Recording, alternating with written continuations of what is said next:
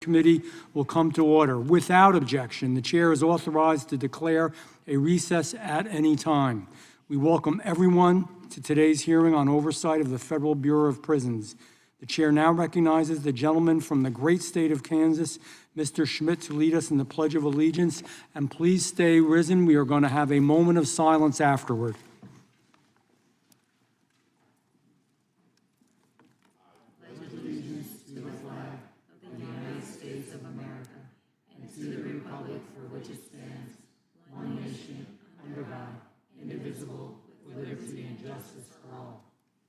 Moment of silence.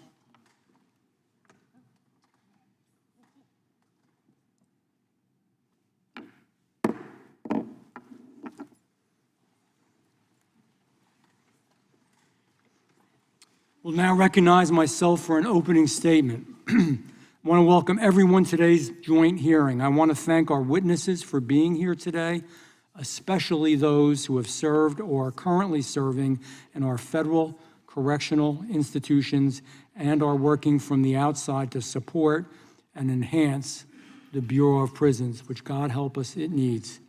And I welcome those officers and employees from the Bureau of Prisons who are joining us in the gallery or watching from across the country. This week marks National Corrections Officers Week. It's a time when we should honor the professionalism, the discipline, and the sacrifice of those who serve behind those walls. The men and women who staff our federal prisons are law enforcement officers in every sense of the word. They walk the toughest beats in the United States of America. And it is our duty to ensure that they have the tools, the training, and the leadership they need to do their jobs safely and effectively. So let me be blunt. The Bureau of Prisons is not a system in need of some minor improvements. It is in need of a true reckoning. That's not my opinion. It's fact. The DOJ Inspector General has published over 100 reports since the early 2000s documenting the systemic failure of the Bureau of Prisons, deteriorating facilities, chronic understaffing, and failure to retain staff, low morale, breakdowns in safety, and resource mismanagement. This hearing is an opportunity to begin that work in earnest that we need to do. It should not only be a political exercise. It is a roadmap and an educational and constructive platform for the new director of the Bureau of Prisons, Mr. William K. Marshall III. Director Marshall steps into this role as a pivotal and promising moment. With decades of public service in corrections, decades of experience, he will be useful and helpful. Director Marshall now has the opportunity to chart a bold, credible, and an accountable path into the future. To frame today's discussion, I want to identify some of the specific challenges that require urgent attention. First, staffing. The Bureau is currently operating with thousands of vacancies, including nearly 6,000 fewer staff than its authorized level. This is not sustainable to go in this direction. And as I've worked on this issue over the years, I've come to learn a lot about correctional officers, not just what they do, but what they endure. I'm going to give you some stats, but I know I was in the state Senate, I was in the state legislature in the state of New Jersey for 16 years, and we had the prison gang task force, and we went to every single prison in the state of New Jersey, and to see what they had to put up with, what was going on, the challenges they had, was a real eye-opener for me. I have always had a special place in my heart for correctional officers. We know their lifespan. I know their lifespan is shorter. Correctional officers, on average, live to just 59 years old, nearly 20 years below the national average. I know their rates of suicide are higher. The rate is more than 7 times the national average. I know they get sick more. Stress, sleep deprivation, trauma drive higher rates of heart disease and high blood pressure. I know they get divorced more often. Their divorce rate outpaces nearly every other law enforcement official. I know they get paid less. In New Jersey, I know for a fact, federal correction officers make nearly just about half of what their state counterparts earn. This job has a price. These men and women pay this price every day. Second issue, physical infrastructure. From broken security doors to outdated HVAC systems, our institutions deteriorate daily. The Inspector General estimates a multi-billion-dollar backlog in critical repairs all across the 122 BOP institutions. Some of these prisons actually cost more now to maintain than they are actually worth. That's a waste of taxpayer dollars, and real solutions are needed to ensure that government facilities are both safe and efficient. Third, accountability and reform implementation. Congress recently passed the bipartisan Federal Prison Oversight Act, creating an independent ombudsman to handle complaints. That office has yet to be set up. The Bureau has also been tasked with implementing the First Step Act to ensure public confidence in federal detention. Thankfully, the Trump administration has recognized the urgent need to course correct.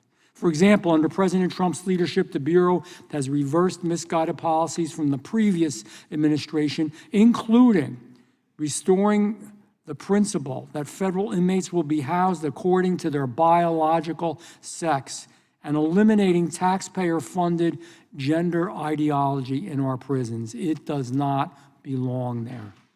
Additionally, a new interagency agreement with DHS and ICE is helping to alleviate the border crisis by utilizing BOP facilities to house illegal immigrants. It's a prudent use of existing resources during unprecedented times. But there is a lot more progress to be made. Director Marshall and his team now have both the mandate and the responsibility to finish the job. When federal prisons are mismanaged, it affects communities, victims, and law enforcement across the United States of America. I've seen it myself in my own district. South Jersey is home to FCI Fairton, where I've heard currently from officers and families on the ground who are deeply concerned about the future of the institution itself and maintaining professionalism and their profession. Fairton is designed specifically now to house inmates who can't be placed in the general population for a variety of reasons. Gang dropouts who would be in trouble if they were in the general population, sex offenders, and former law enforcement officials. This facility is facing a wide range of issues. Chronic understaffing and rising inmate numbers have created an increasingly unsafe environment for everyone on the inside. These conditions put correctional officers at risk every single day of the week. And what's happening at Fairton is not unique. It's symptomatic. It's a reflection of what's happening across the federal system across the country. We are committed to ensuring that Bureau of Prisons operates with integrity, transparency, and respect for both its workforce and respect for the rule of law. To every correctional officer here listening today and around the country, your service matters. We see your sacrifice, and we will not let this opportunity pass without pushing for real and lasting change that reflects the seriousness of your issues and your job.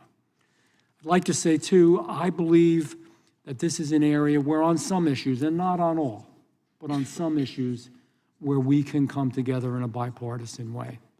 There will be issues in which we disagree, but I do believe there are issues in which we come together.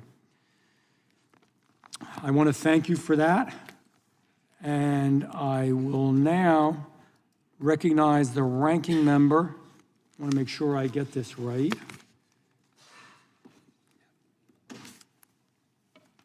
The ranking member, yes, Ms. Crockett for her opening statement. Thank you, Mr. Chair, and thank you so much for your opening.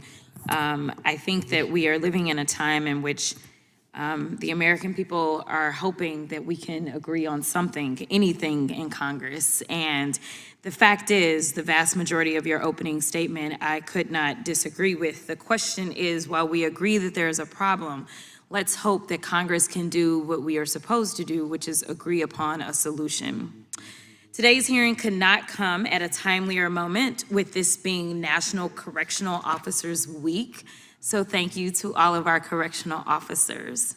Today, approximately 35,000 correctional officers and staff are under the control of the Bureau of Prisons.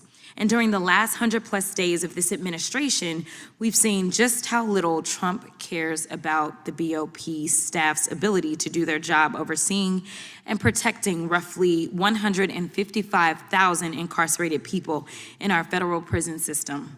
Having been a former public defender and civil rights attorney, I can tell you that I have seen the inside of a few prisons myself. I've seen the conditions these individuals are living in. I've seen the conditions that staff are working under, and based on my experience, I can tell you correctional officer staff have one of the most difficult jobs as well as the most dangerous. And these jobs are now only getting harder.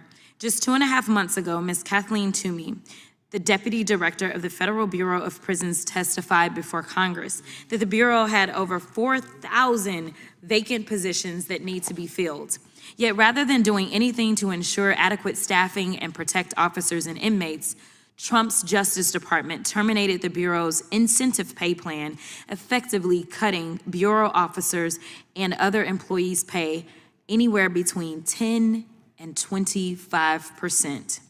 This plan, of course, helped to retain and recruit people for jobs within the BOP.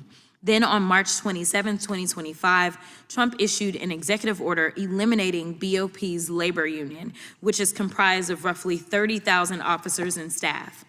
All this comes after GAO added BOP to its 2025 high-risk list in January due to all of the problems the BOP is facing. A GAO highlighted BOP's, quote, long-standing staffing challenges present a serious threat to the safety of staff and incarcerated people.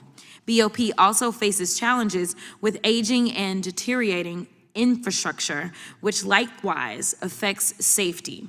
It also needs improvements in planning for programs to prepare incarcerated persons for release. Better monitoring and evaluation are needed to improve management of the federal prison system, end quote. So does Trump take these issues and threats to safety seriously? Absolutely not.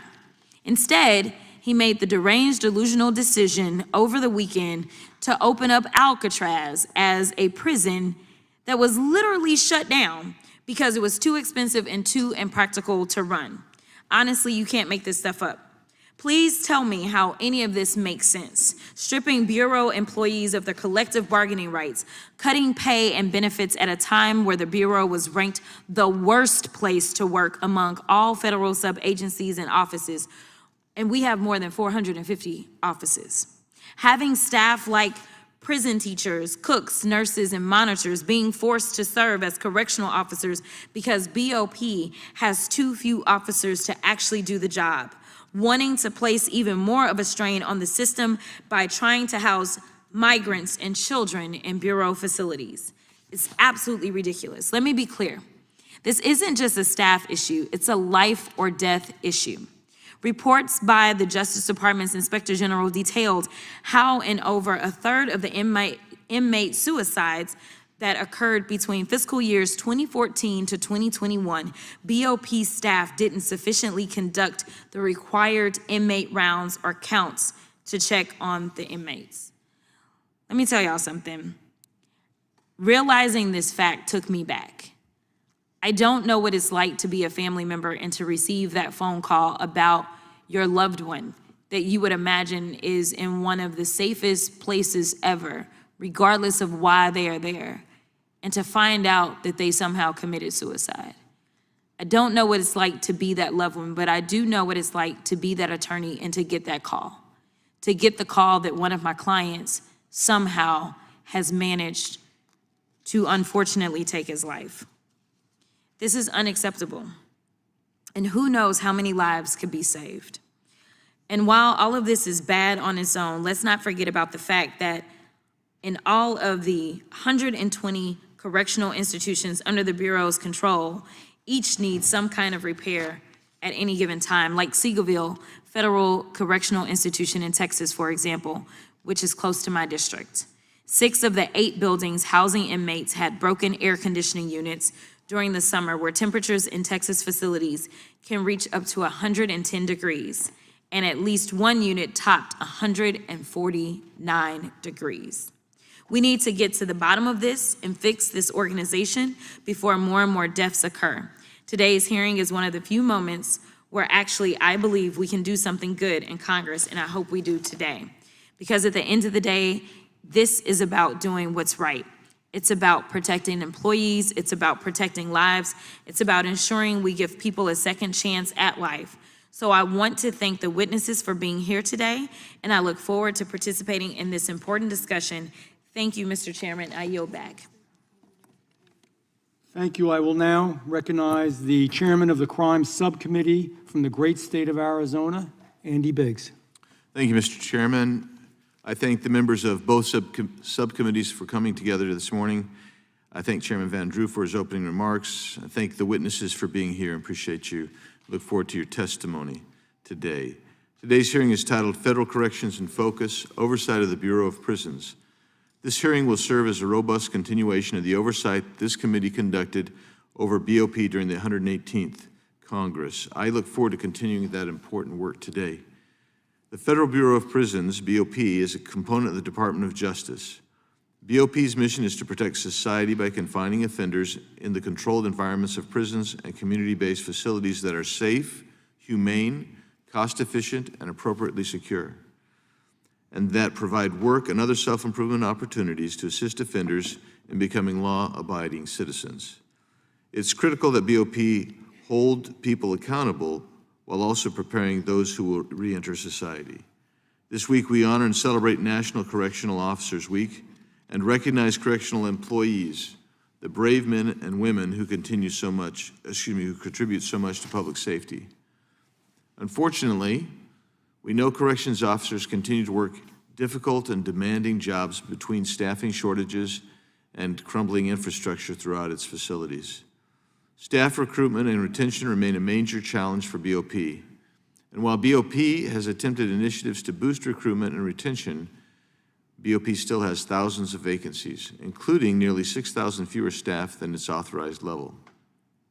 It's no secret that morale is low, and that causes ripple effects across all of the Bureau. To those corrections officers listening or watching or are here today, we see you, we hear you, we appreciate you, we thank you, and we hope that this hearing can serve as a starting point and lead to better workplace with better conditions. One of the ways to move toward a better BOP is to implement oversight and accountability. We've heard concerning allegations about the BOP misappropriating funds. We've seen this before, those at the top of government using taxpayer funds to benefit themselves.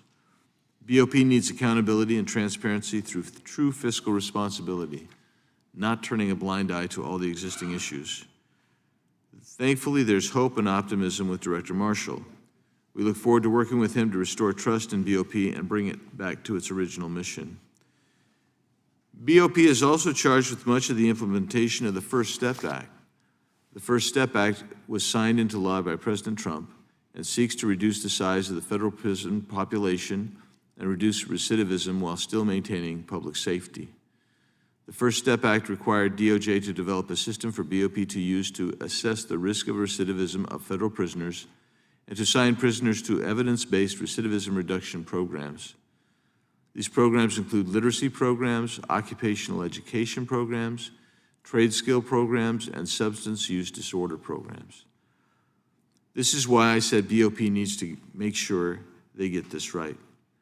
We cannot allow individuals to leave our prisons early unless we can ensure that they will not reoffend.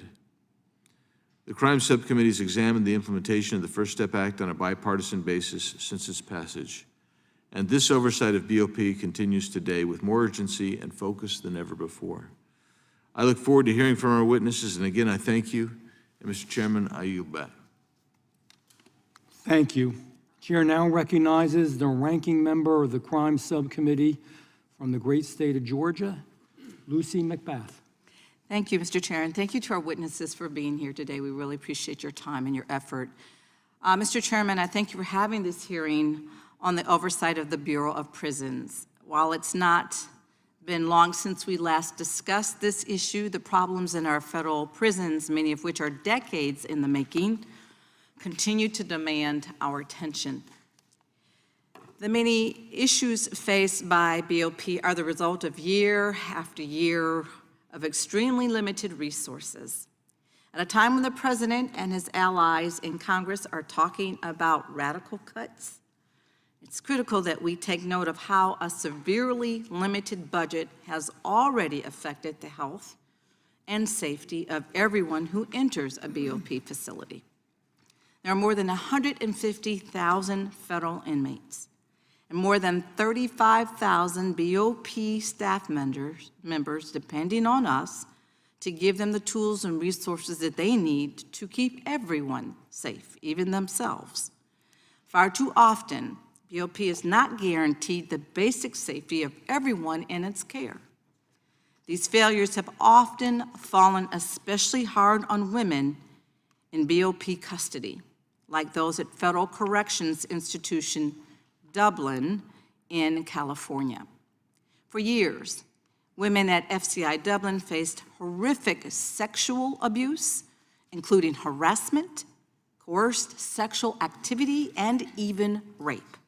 Inmates who tried to speak up faced harsh retaliation, and those responsible managed to cover up their conduct for years. 7 correctional officers, including the prison's warden, have been sentenced as a result of the years of misconduct, but the abuse faced by their victims cannot be undone. Last April, BOP abruptly shut down FCI Dublin, in some cases sending inmates far from their families and the lawmakers that were working to help them. Lawyers that were working to help them. Some reported being singled out and bullied at their new facilities, such as being denied soap, served worse food, and being forced to sleep on soiled beds, all because they were perceived as speaking out against the abuses that shut down FCI Dublin. Earlier this year, a judge signed a consent decree that, among other things, requires BOP to report on the medical and mental health of former Dublin inmates, ensure that they have access to rape crisis centers, review their disciplinary records, expunge all disciplinary actions that were actually retaliation, and limit the inappropriate use of solitary confinement, potentially used to retaliate against them or isolate them so that they might be subject to further abuse. We must ensure that we do not allow an incident like this to ever happen again. And safety is simply the bare minimum. The vast majority of imprisoned persons will eventually be released and rejoin our communities. How they spend their time in prison has a profound effect on who they will be when they are released. This was a basic premise of the First Step Act, a bipartisan bill that provided more opportunities for inmates to make the most of their time through evidence-based programs that reduce recidivism. These programs help inmates get the treatment for addiction, gain job skills, learn how to read, strengthen their family relationships, and learn how to resolve conflicts. Inmates who put in their time and effort to improve themselves, that they could earn an earlier release. The First Step Act was a historic step toward providing better opportunities for rehabilitation that will ultimately benefit all of our communities, because more people will come out of prison prepared to make better choices and turn away from crime. And despite challenges in implementation, that positive change is already happening. An analysis by the Council on Criminal Justice found that people who participated in the First Step Act programs and were released early were 55% less likely to commit another crime. If this administration and congressional Republicans don't follow through by investing in the First Step Act, they'll be locking people up without any plan for them for the future. This country would be stuck in an old, failed policy in which prisons would be dangerous, hostile places for inmates and staff, and inmates would be released without any more skills and even less hope than what they came in with. If we don't invest in the First Step Act, a bipartisan bill that's signed into law by President Trump, then we are setting people up to fail even before they're released from custody. But it doesn't have to be this way. The First Step Act can unlock a future with fewer people incarcerated, more people contributing to their communities, and safer places for all of us to live. We must invest in the First Step Act to be sure that it reaches its full potential. Likewise, we must fund the Federal Prison Oversight Act, a bipartisan law that I was proud to lead, which was signed into law last year. This law will require the Department of Justice's Inspector General to assess the risk of problems at our BOP facilities, to inspect high-risk facilities more frequently, to provide recommendations to fix the problems, and to report its findings and recommendations to Congress and to the public. The law requires BOP to respond to all inspection reports within 60 days with a corrective action plan. This overhaul of BOP oversight can ensure the health and safety of everyone in BOP facilities and is especially important to uncover misconduct like what occurred at FCI Dublin, and to find it much earlier so that this swift action can be taken to protect victims and discipline those who do not fulfill their duty to treat inmates with basic human dignity. But this law will only take effect, yes, once again, unless it is funded. We already have bipartisan agreement that this is the right action to take to address BOP's problems. We must continue this bipartisanship in investing in better oversight of the BOP by providing the funding that will make the Federal Prison Oversight Act actually a reality. Together, I truly believe, I know that we can not only improve BOP, but improve the lives of those who serve time in the facilities so that they can choose to turn their lives around and contribute to their communities, which are all of our communities. And I'd like to have a unanimous consent request. I'd like to enter into the record. Without objection. It's, thank you, it's a unanimous consent to enter into the record a letter dated May 5, 2025, led by the Sentencing Project and signed by 12 other justices. Without objection. Thank you. Thank you so much for your time and your interest today, and I yield back. We'll now call upon the ranking member of the Committee of the Whole from the great state of Maryland, Mr. Raskin. Thank you very kindly, Chairman Van Drew. Welcome to our witnesses, and thanks to the ranking members, Ms. McBath and Ms. Crockett as well. I'm going to start with a couple of unanimous consent requests. One is to enter into the record an Associated Press article by Sarah Roebuck titled Bureau of Prisons. Without objection. Great. And the heading here is the Bureau of Prisons slashes retention bonuses impacting Without objection. thousands of, good. I don't mind if this comes out of my time, Mr. Chairman. I just, because it leads into what I want to talk about. The BOP slashes retention bonuses impacting thousands of correctional officers. Roughly 23,000 were informed that their retention pay would be significantly reduced or eliminated entirely, with some workers seeing a pay decrease of up to 25%. And one other UC request to enter into the record an article by Drew Friedman titled Days Ahead of Coming Bureau of Prison Pay Cuts. Some employees are already resigning. Federal News. Without objection. Thank you kindly. Well, look, within his first 100 days, President Trump has made moves that I'm afraid will only exacerbate longstanding problems that interfere with the Bureau of Prisons' ability to safely incapacitate and rehabilitate its prisoners.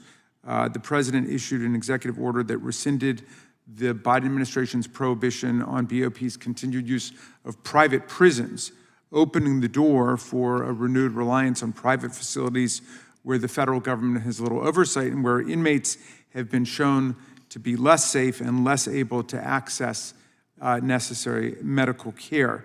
President Trump also unlawfully rescinded the collective bargaining rights of a huge number of federal workers, more than 1 million federal workers and federal unions, including those representing Bureau of Prison employees, essentially stifling the voices of frontline officers during a period when their voices are very badly needed. Once again, a federal judge had to step in to block President Trump's executive order from taking effect after unions sued, one of now more than 130 court orders blocking the administration's violations of the law and the Constitution. The administration also rescinded retention-based incentives for BOP employees that amount to cuts, essentially, of around 25% of their pay rates. These cuts have triggered mass resignations among BOP employees whose ranks were already stretched way too thin. How can we expect to bolster the culture and the effectiveness of the BOP workforce if we are slashing their pay? Do any of us know of any institutions where that might work? In the face of this mass resignation of correctional officers, BOP will have to resort to even more, quote, augmentation, which is the term describing use of employees other than correctional officers, people like nurses or teachers or cooks, to guard inmates, a stopgap measure which obviously undermines safety for everyone. Facilities that are short-staffed rely also on facility-wide lockdowns more often and for longer periods of time.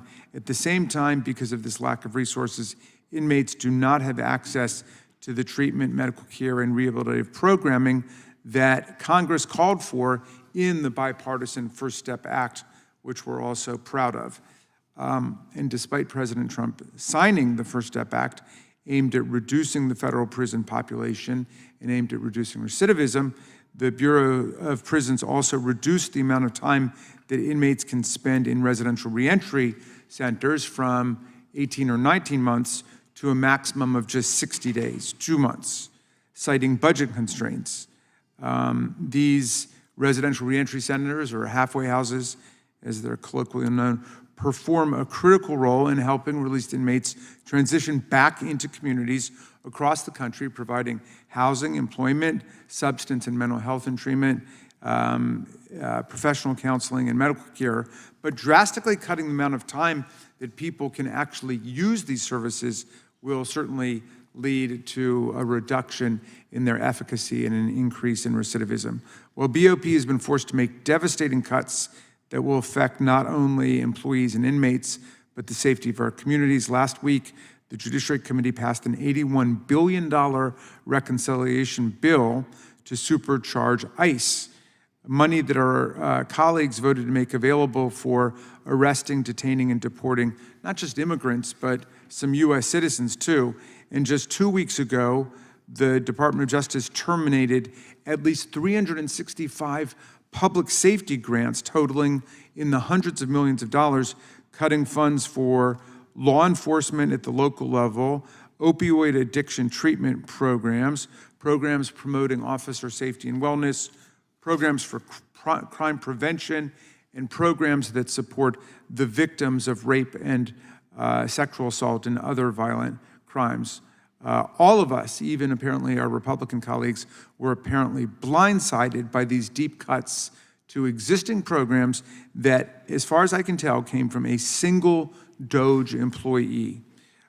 During the committee's consideration of reconciliation last week, I tried to restore funding to these critical grant programs through an amendment which my colleagues failed to discuss and all voted to oppose. I'm aware that our panel of witnesses has often worked together on criminal justice reform, and to address the challenges facing BOP, I look forward to hearing from you on these important issues. Thank you, Mr. Chairman. I yield back.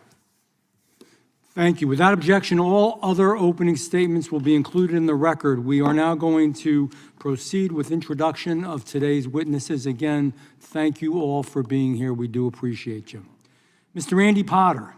Mr. Potter is the founder and executive director of One Voice United, an organization that advocates on behalf of corrections officers.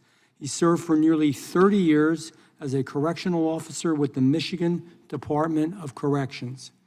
Mr. Patrick Purtill. Mr. Purtill is the Executive Vice President and General Counsel of Unify US, an organization that advocates for individual freedom, limited government, free enterprise, and American values. He is also the Charles Evans Hughes Lecturer in Politics and co-director of the Washington Study Group at Colgate University. Mr. Cody Wilde. Mr. Wilde is the Senior Vice President of Correctional Programs at the Prison Fellowship, an organization that works with prisoners, former prisoners, and their families. Mr. Wilde oversees Prison Fellowship correctional programming in approximately 1,200 prisons across all 50 states in the Union. Mr. Kandia Milton. Mr. Milton is the Government Affairs Director at DREAM.org, an organization that advocates for criminal justice reform. He previously served as Deputy Mayor and Chief of Staff for the City of Detroit, Michigan. We welcome our witnesses today. We thank them for appearing today. We will begin by swearing you in. Would you please rise and raise your right hand? Do you solemnly swear that under the penalty of perjury that the testimony you are about to give is true and correct to the best of your knowledge, information, and belief, so help you God?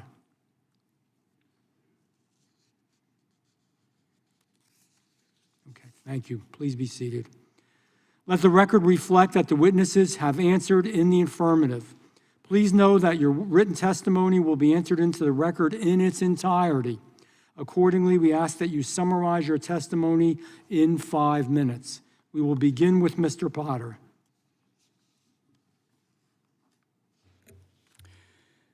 Mr. Chairman, ranking members, and distinguished members of the committee, thank you for the opportunity to be here today.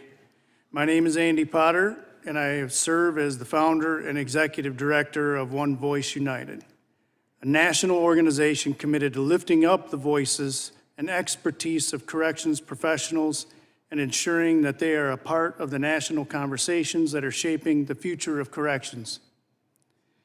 Before founding One Voice United, I spent nearly 30 years working inside of correctional facilities as an officer, and later as a labor leader in Michigan. Those experiences, combined with years of traveling the country and listening to thousands of correctional officers and staff, have given me a deep appreciation for the work that they do and a clear view of the systematic challenges that continue to impact corrections at every level. Today, corrections as a profession is at a crossroads, from the county jails and state prisons to the Bureau of Prisons. We are seeing an unprecedented convergence of issues that threaten the overall mission and health of our corrections system across the United States. Chronic understaffing has forced employees to work exhausting amounts of overtime, often leading to burnout, safety risk, and declining morale. New recruits have become increasingly difficult to attract and even harder to retain, with many agencies losing a staggering number of good people within the first 18 months of service. It's a problem that touches every corner of our country and every layer of our system. At the same time, the physical infrastructures inside many facilities continues to deteriorate, and employees and those incarcerated are asked to live and work in facilities that are not equipped for the demands of today's correctional environment. And when conditions deteriorate, such as they have, it sends a harmful message about the value we place on their safety and their well-being. Compounding these issues is a deeper, more difficult challenge. The erosion of job satisfaction and connection to a larger purpose. Increasingly, employees report that they feel isolated and disconnected from the mission of rehabilitation and more like expendable cogs in a machine.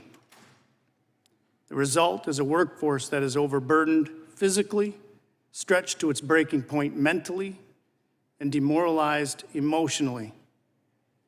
However, despite the seriousness of these challenges, I believe this is also a moment of tremendous opportunity. We believe we have the chance right now, through leadership, collaboration, and honest engagement, to chart a better path forward for the corrections profession and the broader system that it serves. A critical part of that effort must be investing in 21st century training and comprehensive employee wellness programs that are designed with the direct input of the employees themselves. They must be integrated into the culture of every department and facility with consistent funding and evaluations and leadership commitment. Equally important is restoring the meaning and pride in corrections work. When employees are treated as stakeholders, when their expertise is valued and their voices are heard in the shaping of policies, it builds a sense of agency and purpose that cannot be replaced otherwise. Without that buy-in, even the best intended reforms or culture change will struggle to take hold. We believe in the power of collaboration between employees and those who might represent them, administrators, legislators, advocates, and communities to drive lasting change. No single entity can solve these changes alone. In closing, if we're willing to truly engage with one another and lift up the real-world experiences of those who know this work best, then One Voice United stands ready to assist however we can. Thank you again for the opportunity to speak here today, and I'll stand ready for any questions. Thank you. Thank you, Mr. Potter. Mr. Purtill, you may begin. Mr. Chairman, ranking members, distinguished members of Congress, thank you for the opportunity to speak with you today. I want to begin by noting that President Trump made an excellent choice when he selected William Marshall to serve as Director of the Bureau of Prisons, and I have high hopes he'll succeed in that post.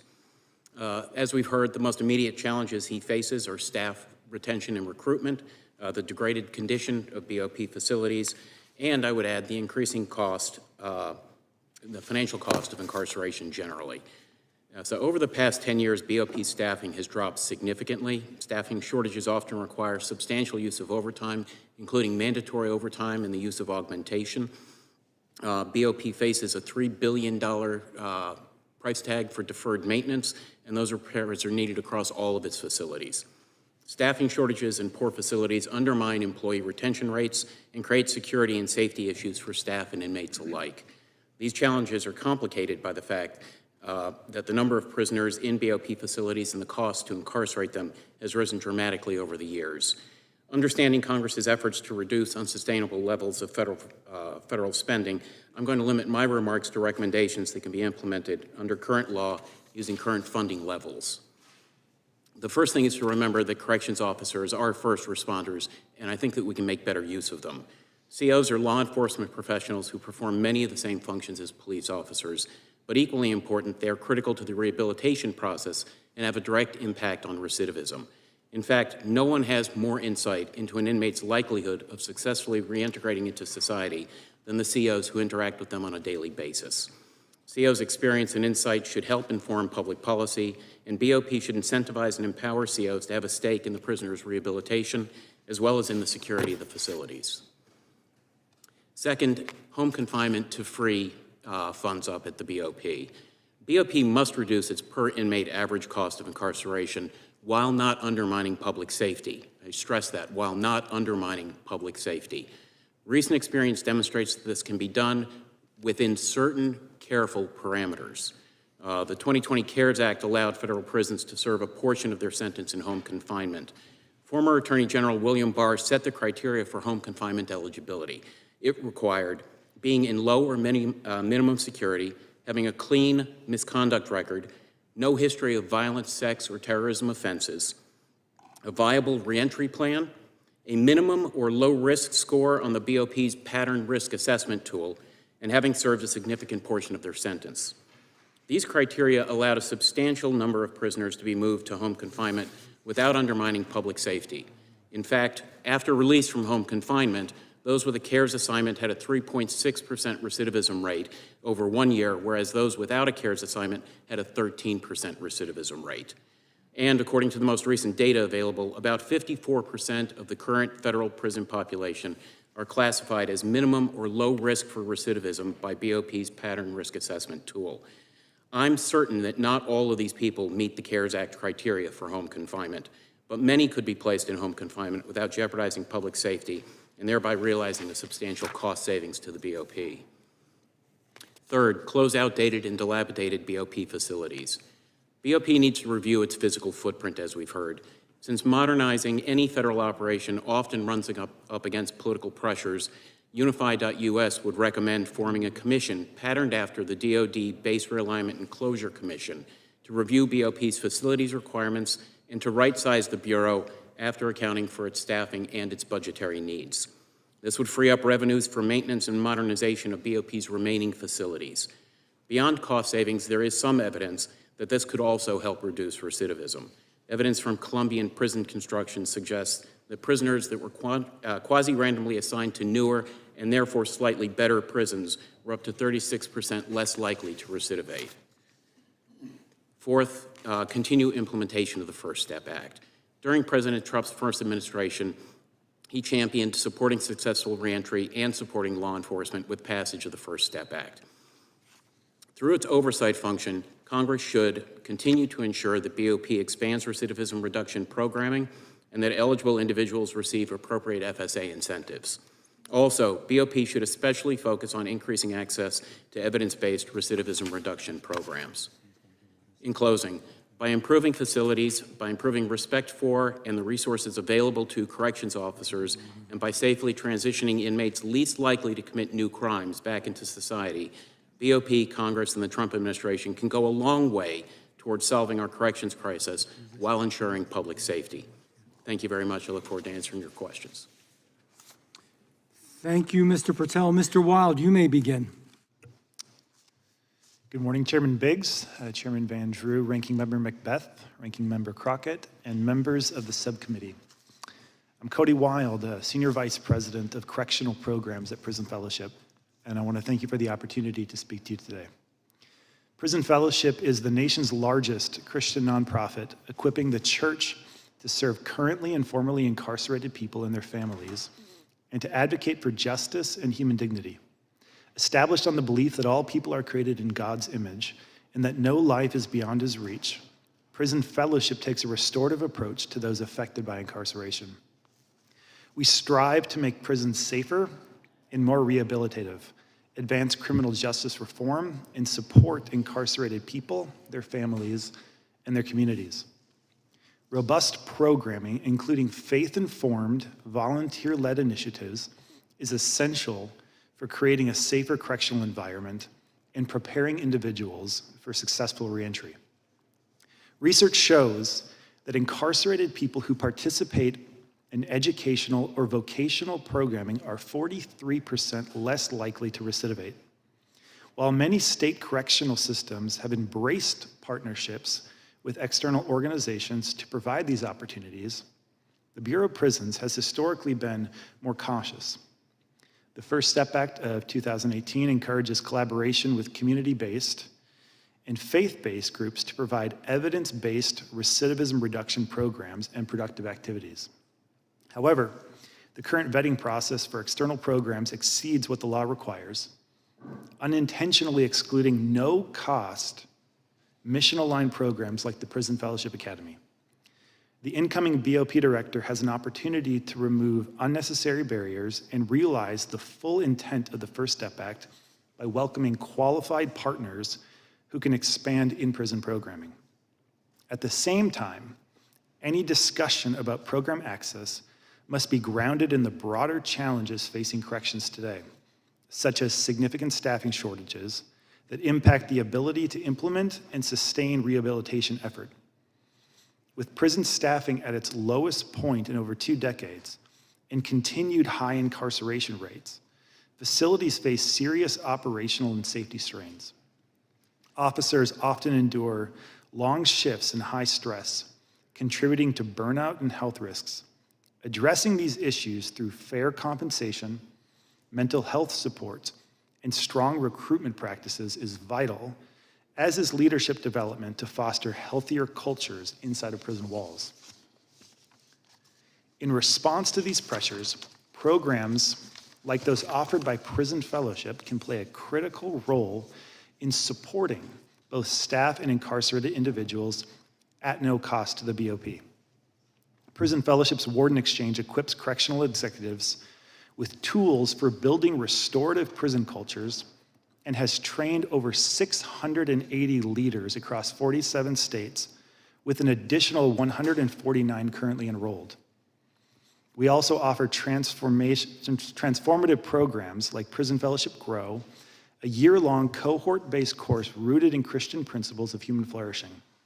While faith is not required for participation, the program is designed for those who are curious about or open to learning more about Christianity.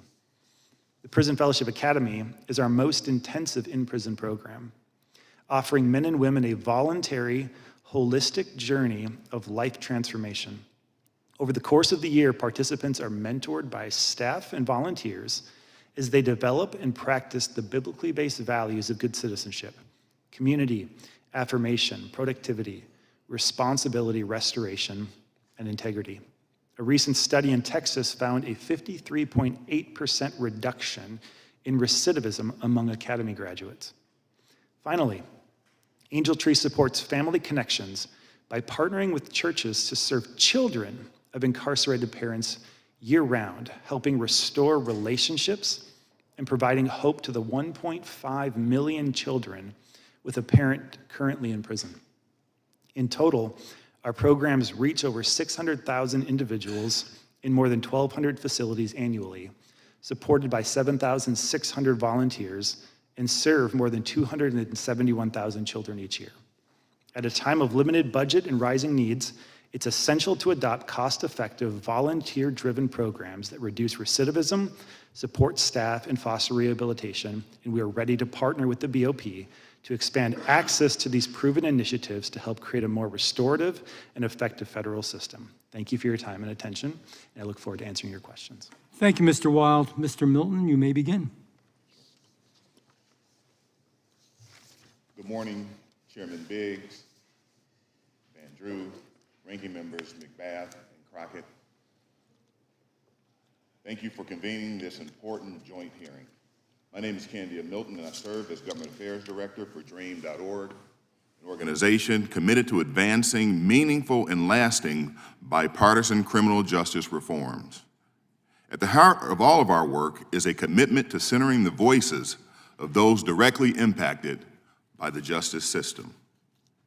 I come to you this morning not only as a policy advocate, but also as someone who has lived experience within the federal prison system. I previously served as Deputy Mayor and Chief of Staff for the City of Detroit, and after accepting responsibility for a serious bad decision I made in office, I served time in a federal correction facility.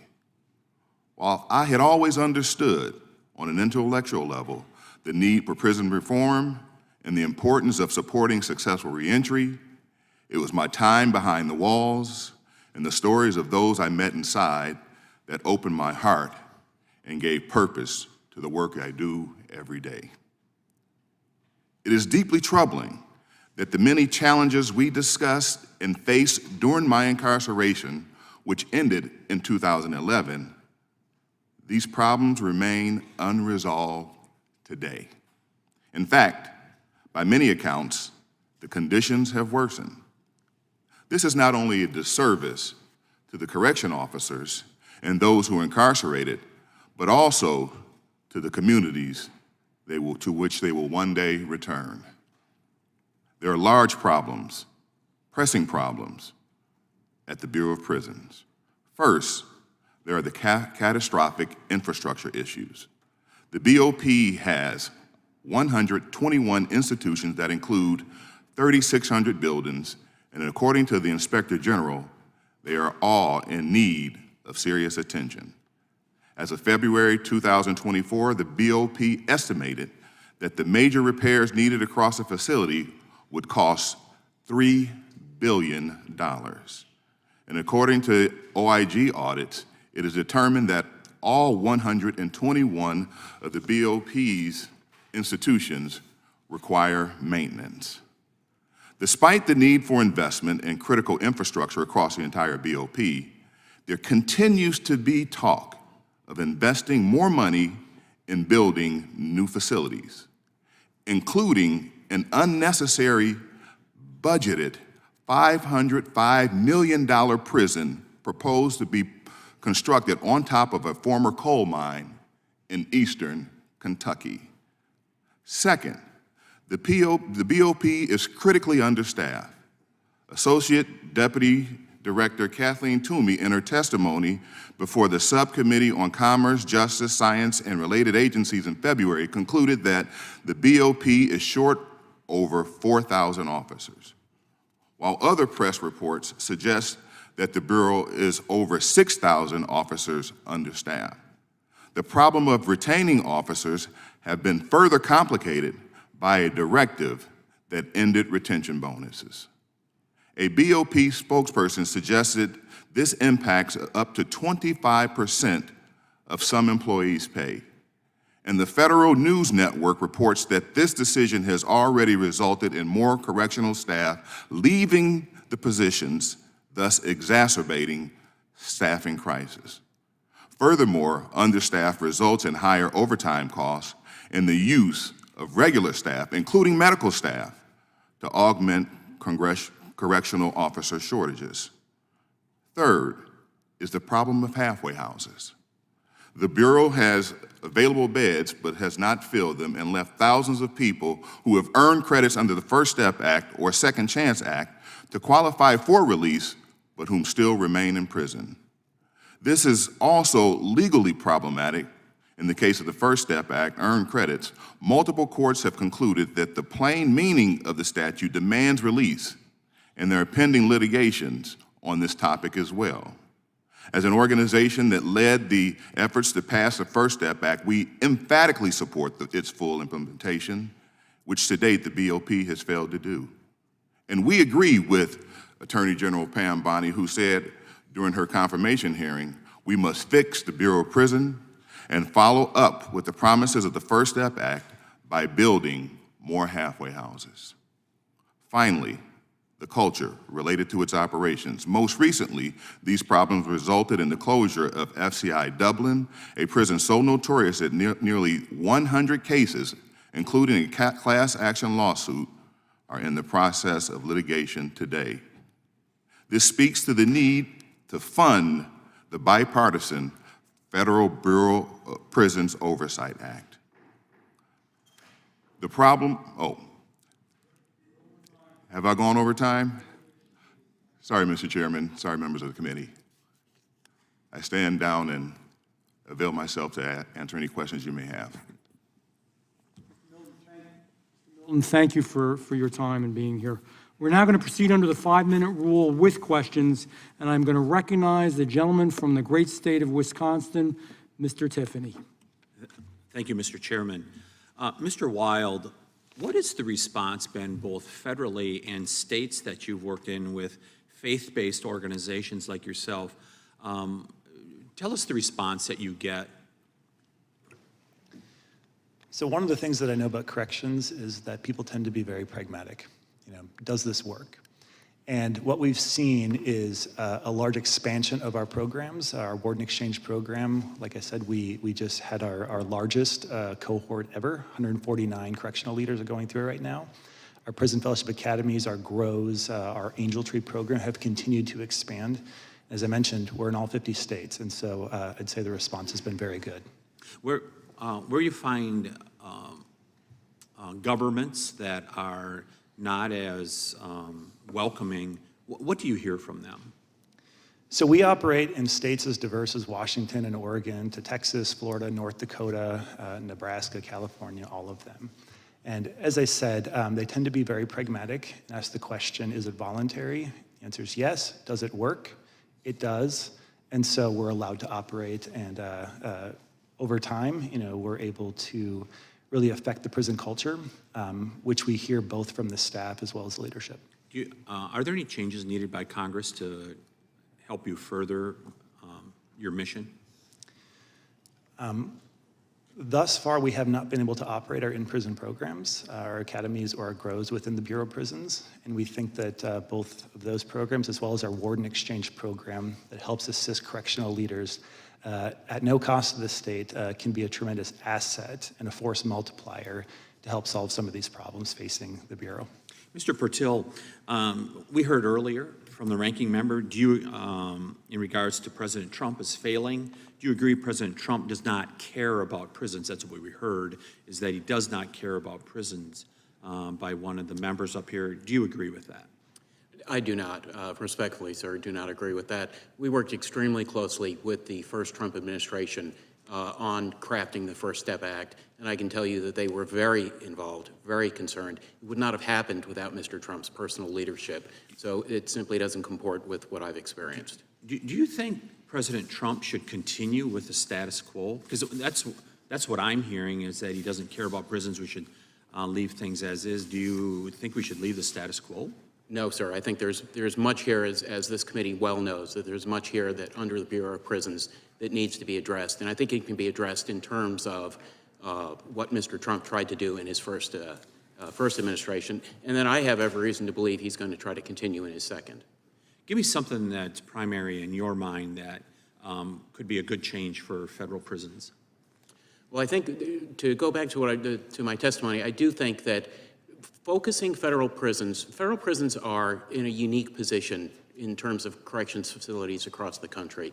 I think they are best equipped to deal with some of the prisoners that are really most dangerous, most likely to commit new crimes, to recidivate.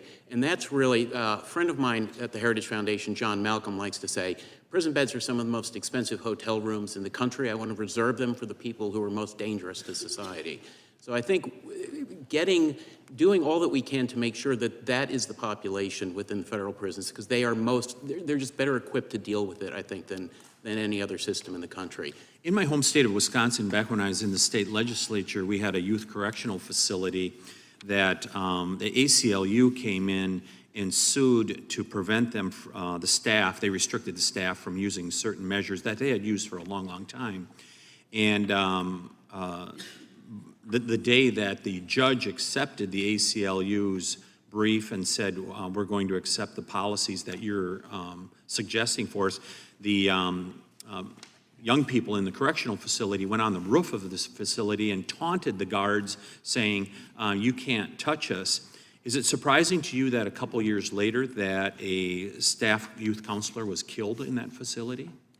Oh, in all honesty, sir, I couldn't address that. I don't know anything about the facts of the situation. Have you seen instances where an organization like the ACLU has sued and prevented staff from being able to do their jobs with using the proper restraints? Have you seen that nationally?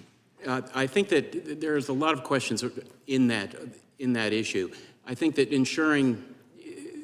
it's BOP's job to ensure both the safety and the safety of the staff as well as the inmates. And I think limiting them in order to be able to do that is always dangerous, undermining the respect that law enforcement should be given. I think leads to kind of the sense of the idea that people are taunting guards and things like that. I think that also undermines security. But I also think that we have to remember that when people are within our custody, we have to do everything to make sure that we're remembering to treat them as people and remembering that they still have rights while they're in there. So I think it's a very difficult challenge that BOP has Your time is to make sure that expired. they're balancing both of those sides. Yeah, I yield back, Mr. Chairman. Thank you. Next, we will hear from the gentleman from the great state of Georgia, Mr. Hank Johnson. Thank you, Mr. Chairman. You know, my daddy rose to the #3 spot in the Bureau of Prisons back in the early 1960s. He was head of, his responsibility was pardons, classifications, and paroles. he became a corrections officer, one of the first black corrections officers in the country back in 1950, when he was actually 1949, when he was recruited out of Morris Brown College in Atlanta to go to the Atlanta Federal Penitentiary and become one of the first blacks to be a corrections officer. He became the first parole officer out at Leavenworth, Kansas, where he was transferred to back around 1952, 53. And so BOP, Bureau of Prisons, kind of runs in my blood. He used to work at the Federal Home Loan Bank building is what it is now, but that used to be the Bureau of Prisons, just a stone's throw away from here. And I'm alarmed that we would be having this hearing today and we don't even have the current BOP director to testify. If Republicans actually cared about oversight, they would have the director here or reschedule for a date that he was available. President Trump fired the former Bureau of Prisons director on Inauguration Day, and a third of the BOP's senior leadership quit. In its misguided efforts to chase efficiency, the Trump administration ended a long-running incentive pay plan, cutting officers and other employees' pay by 25%, which will only worsen the existing staff shortages. But it's not just human infrastructure that's in disrepair, it's also the physical infrastructure, which has been a problem for years. Mr. Purtill, you are aware that in May of 2023, the Office of the Inspector General published an audit of BOP's efforts to maintain and construct institutions, and that audit described hazardous and crumbling infrastructure, including infrastructure problems that have led to the closure of BOP facilities, correct? Correct. And you are also aware that BOP leadership has expressed concern about underfunding for maintenance and repair efforts and a resulting backlog of projects, right? I know that they have a significant backlog in deferred maintenance. And Mr. Milton, how does the failure to maintain BOP facilities affect the health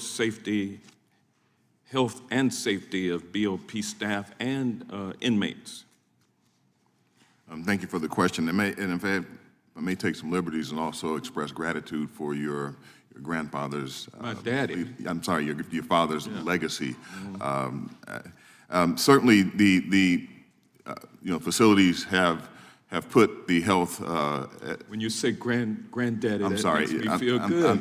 That must mean I'm looking young up in here. You look so young that it had to be your grandfather. I tell you, look, I do want an answer to that question, but I'll contact you later. I want to proceed on. Okay, sorry, sir. Flustered now.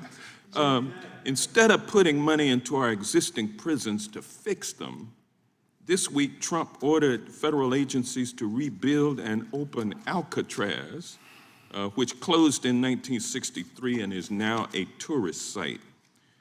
Alcatraz was shut down because it was too expensive to run, and all the supplies had to be bought by a boat to the facility. I mean, just total, the place doesn't need to be reopened, but it's a vanity project for the president.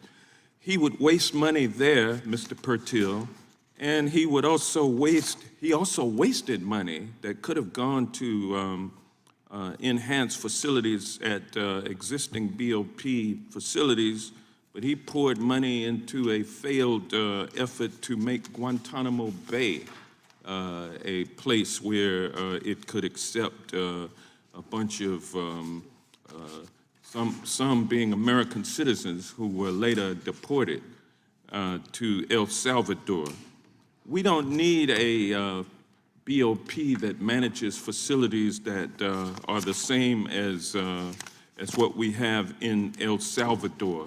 And I'm out of time now, so I will yield back. But we have dysfunction in the BOP at this point. The gentleman yields back. With that, I'll ask the gentleman from the great state of Alabama, Mr. Moore. Hey, thank you, Mr. Chairman. The Trump administration reversed several of the Biden-Harris BOP-related policies through executive order. Most notably, President Trump signed an executive order 14168 requiring that all federal inmates be housed according to their biological sex and ending any provision of taxpayer-funded gender-affirming care for any federal inmates. Mr. Purtill, how did the previous administration of the Bureau of Prisons justify allocating limited taxpayer resources towards gender transition? In all honesty, sir, I couldn't answer that. I don't know what their justification was. What would be a better use of those funds? Well, what I will say is that I strongly support the current executive order that housing should be based upon biological sex. I think that there's a lot of agreement across multiple corrections systems, not just at the federal system, that's the way to go. I believe that's the way California currently operates. And if you can get agreement between an executive order from the Trump administration and Governor Newsom's administration, there's probably, we can safely say there's some bipartisan consensus on that issue. And I do think that for facilities, both security and for the safety, especially of the inmates, that's the correct policy. Yeah, I would agree 100%. And one thing you mentioned in your testimony, and we looked at this in the state of Alabama, is the in-home confinement as opposed to having them locked up in a prison, a federal prison in this case. Yes, Can you elaborate a little bit on the cost effectiveness of that? I think that was something Bill Barr and the CARES Act, they kind of came out with. And it seems like to me that makes a lot of sense for the taxpayers and for the inmates. Yeah, I agree. The cost savings there is enormous. It's just over $44,000 a year to house an inmate in a federal correction institution today. I don't have numbers handy, but I'll get them to you on exactly what the differential there would be on home confinement, but it is substantial. And as long as you approach that topic from a public safety standpoint, that you're very careful about who moves to home confinement, I think that the bar requirements were very well thought through. I think that they also ensured that we maintained the rehabilitative piece of corrections is extremely important.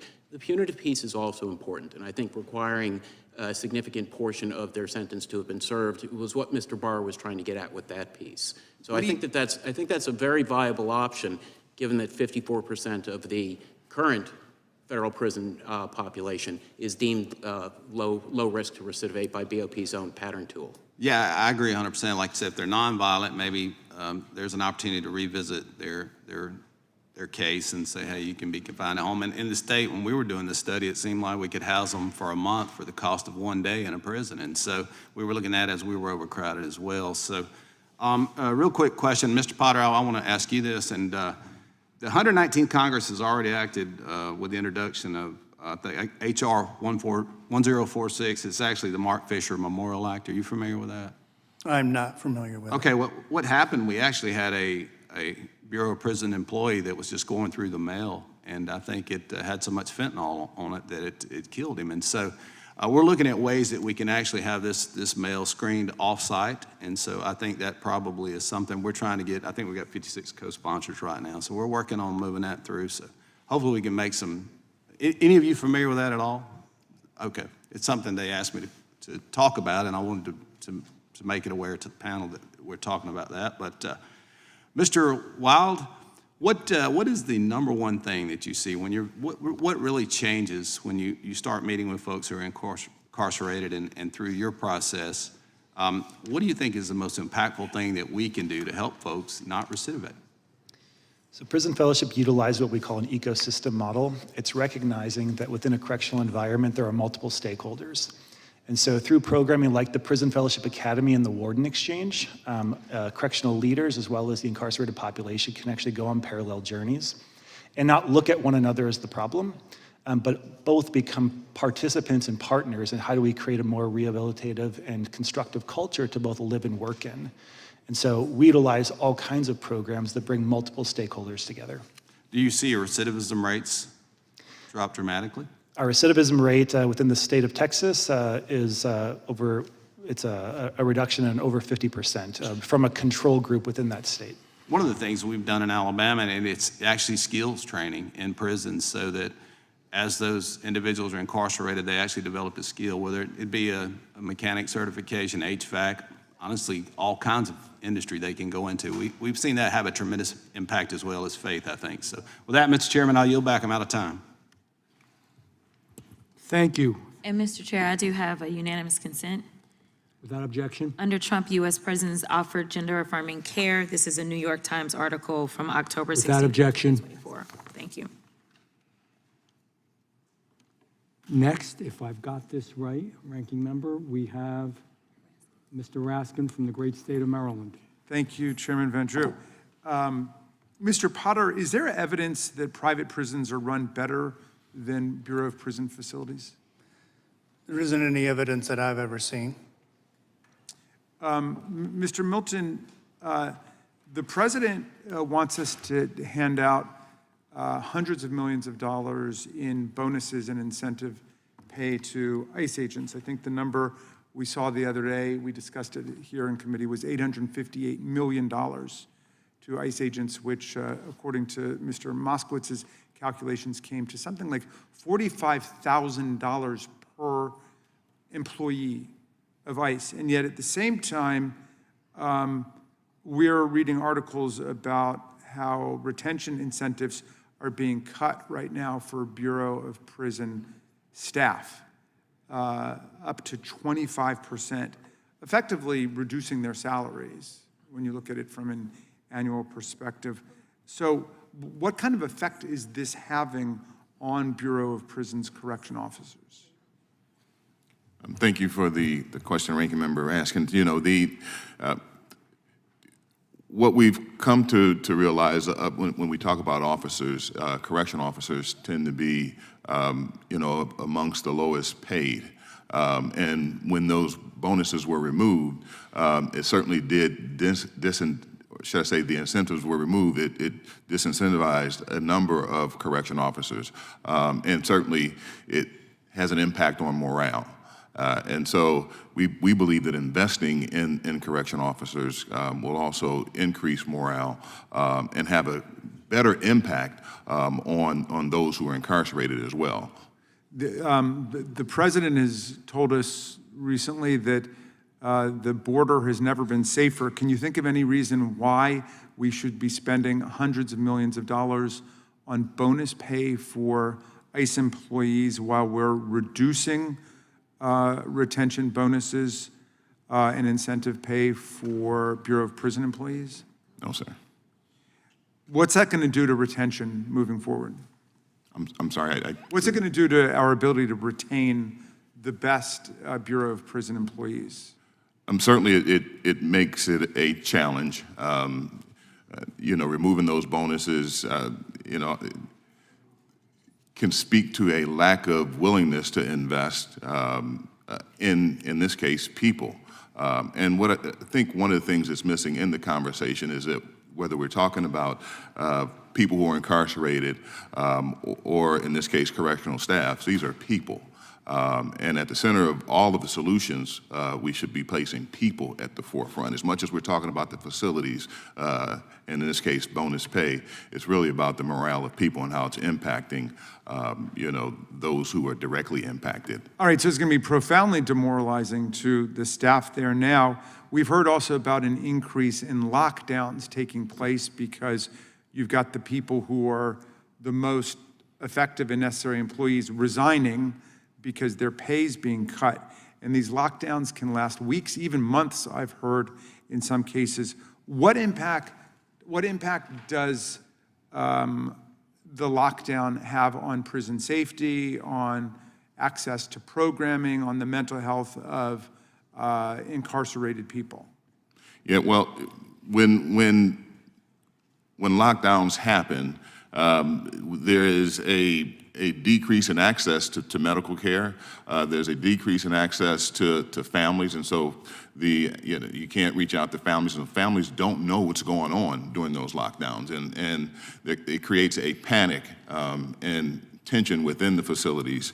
And then, you know, certainly the implementing the lockdowns certainly places pressure on staff as well, and so it creates a system where folks are now ill at ease during that process. And so So there's this rhetorical lip service to the people who've got the toughest jobs actually in the prisons, managing very difficult conditions. And yet the president issued an executive order wiping out collective bargaining purportedly for more than 1 million federal workers, including all of these Bureau of Prison employees.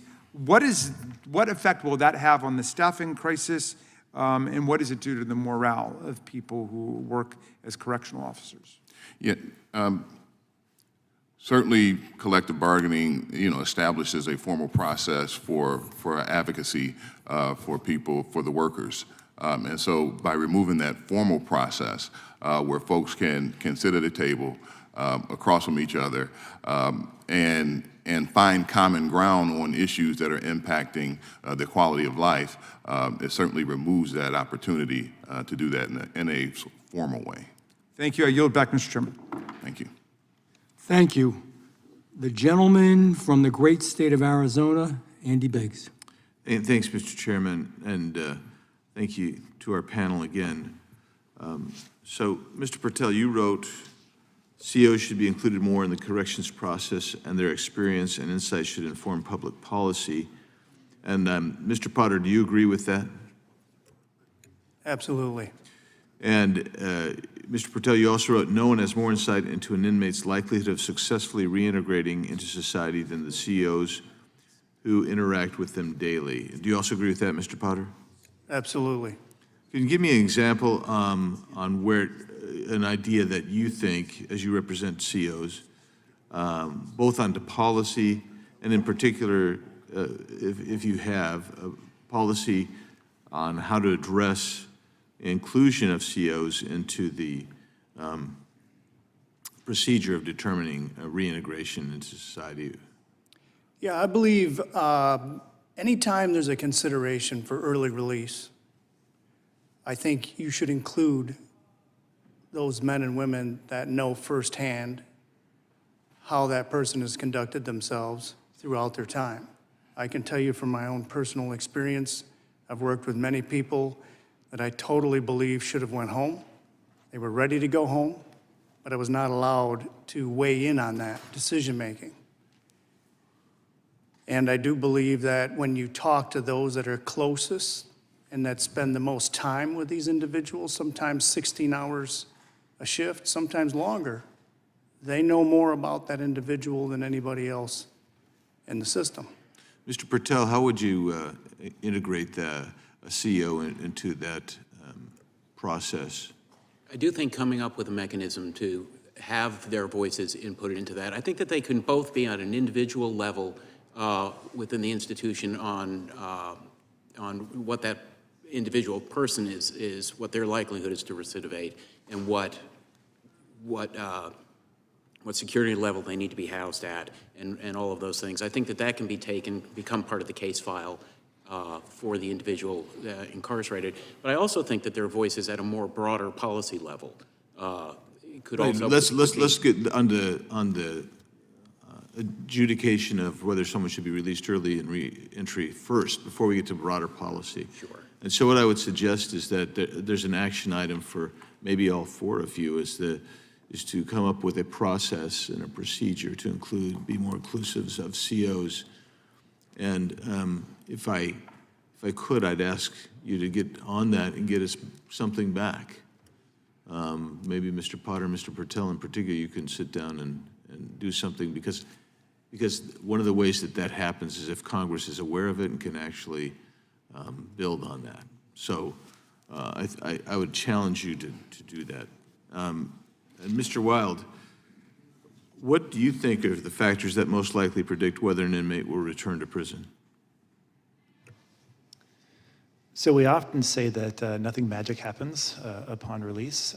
What you were doing the day before is a good indicator of what you'll do afterwards. And so we've been purposeful in trying to implement communities of practice where people practice values of what we call good citizenship. They're seeking out pro-social community, that they're taking responsibility, that they're transitioning from being consumers to producers. No longer does the world happen to an individual, but they happen to the world. And, that those are some of the greatest factors. And we're situated to come alongside and provide those skills as well as the support for people's change journeys. So, and you've indicated that you've had challenges perhaps working with BOP and getting into the system and using your program. Again, I would urge Mr. Purtill, I think that if we don't come out of here with at least a few action items today, we're not going to, we will not have achieved as much as we need to. And I would encourage us to find a way to work with both the COs and the faith-based to see how we can integrate them more fully into helping. Mr. Milton, do you think that might be helpful? Sounds like a good solution. Man, I've never heard anybody say that about any of my ideas before. Glad to hear that, Mr. Milton. Well, I appreciate your efforts, and I hope that we can actually begin to take some steps to get some action items done and completed to facilitate certainly the reduction of recidivism, because I think that would make all of us happier. So, there you go back. Thank the gentleman. I will now ask the gentleman from the great state of Tennessee, Mr. Cohn. Thank you, Mr. Chair, and it's an honor to be here on the dais with a high IQ ranking member. None of y'all are from the Bureau of Prisons, as I've read over here, and that's just a little disappointing that nobody here from the Bureau of Prisons. But let me ask, does anybody have any idea how many trans people were in the prison system, the federal prison system? Or normally the population percentage-wise? Nobody has any idea? Anybody have any idea about what problems existed with the trans people in the prisons if they were not done according to their biological sex, but whatever way they did it, were there problems and what occurred? It's not an issue. So, but trans people in the prison system is not a big issue to any of your opinions, is that right? Nod or something. Will the gentleman yield for the answers if you don't have them? Yes, I will yield. There are 156,000 inmates in the Bureau of Prison. NPR has calculated there are 23 that would be impacted by this executive order. That is 0.01% of the inmates, and yet this is what our Republican colleagues want to talk about. But that is a great deal greater number than are in the NCAA. I think there are only 8 in the NCAA. So it's a much more pressing issue than the NCAA. Anyway, that was just a, does anybody on this group, and I know you're all, you're trying to do good work and all that, and I think that's important, and you feel that the First Steps program is working or have any opinion about the First Step program? Mr. Purtill, do you have an opinion about its efficacy? I have a very strong opinion about the First Step Act. I think it's working. I think there's much more that still needs to be done on the implementation side. But I think that it was well-founded in how it was structured, and I think that Bureau of Prisons is moving forward with trying to do that. I think increasing the recidivism reduction programming, especially the evidence-based programming within the facilities, is critically important. Most of these folks are coming back home into our community, and we want to make sure that we've done everything that we can to rehabilitate them, which is part of the mandate of any correction system. I was pleased as a member of this committee during Trump 1 that I supported that. One of the few times I've supported Mr. Trump. And in Trump 2, he seems to have forgotten about it a bit because Ms. Peters, who he fired on day 1 as head of the Bureau of Prisons, I think was very much involved in implementing the First Step program. So, and since then they're on their 3rd interim director, I think. It's a very difficult job and an important job. Mr. Wilde, your prison fellowship.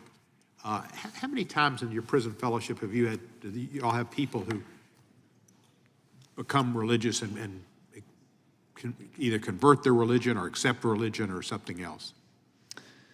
So in all of our programs, they are open to people of any faith or no religious preference. That's never a criteria to get in, to graduate, or to participate. We say that our programs are a place for anybody to belong, regardless of what they believe. And so if a person does come to faith in Jesus, it's because they were compelled by something beautiful that they saw and how people loved them with where they were at. Does that happen very often? I would say so, but there are also people who go through our programs who are Muslim, who graduate as a Muslim, who are better citizens. Yeah. I saw a movie last week. It's an old movie from Mr. Goldman's hometown. The movie was called Cafe Society. And in Cafe Society, it's a Woody Allen movie. There was a Jewish gangster, and he offed a few people.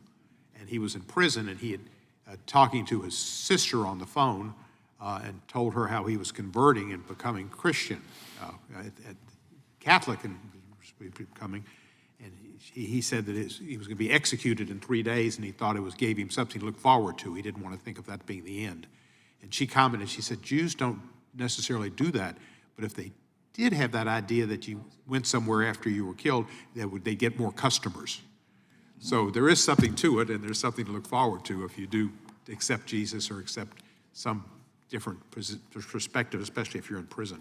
Any of y'all have any opinion about prison guards and the difficulty? How many times are prison guards attacked by prisoners? Is that a very common occurrence?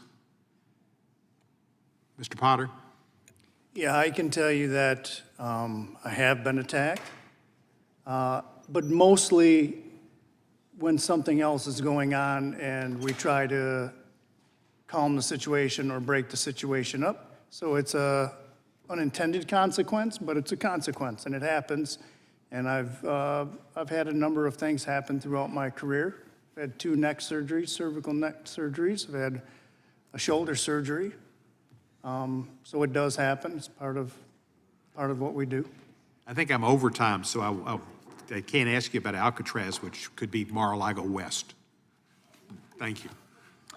I thank the gentleman. I now recognize the gentlelady from the great state of Florida, Ms. Lee. Thank you, Mr. Chairman, and thank you to all of our witnesses for being here with us today. I believe that criminal justice reform is one of the critical issues for this committee to work on, and appreciate you all being here. Most recently, I was honored to introduce the Fresh Start Act, which is a bipartisan bill that supports helping individuals reintegrate back into society and gaining access to employment, housing, and educational opportunities, and want to thank my colleague, Representative Cam Laggard-Dove, for co-leading this effort with me. In addition to advancing reform, it's critical that Congress continues to conduct meaningful oversight from the Bureau of Prisons to ensure our correctional facilities are secure, cost-effective, and safe for our correctional officers. But I'd like to begin, Mr. Purtill, by going back to something that you just commented about, which was you referred to evidence-based recidivism reduction. And I would love to hear your thoughts on some of the tools and strategies that are evidence-based that help us reduce rates of recidivism. Sure. We do know a fair amount about when people are more likely to recidivate. We know that employment is one of the most important factors that someone can ever have in determining whether or not they're going to recidivate once they're released from prison. I think that the evidence-based, there are criminologists who are in a better position to speak to exactly what goes into evidence-based programming than I am. I know that the Bureau has a process by which they examine programs before they determine that they're evidence-based. I think in terms of oversight, really encouraging the Bureau of Prisons to get more of those programs online, get them approved, get them into the facilities, get them behind the walls, get them working, I think is critically important. I know that some things, and I'm very sympathetic to the idea that we need these programs to be evidence-based, because sometimes some of the activities that get labeled as recidivism reduction are probably not all that effective. So I think it's important to have that distinction drawn.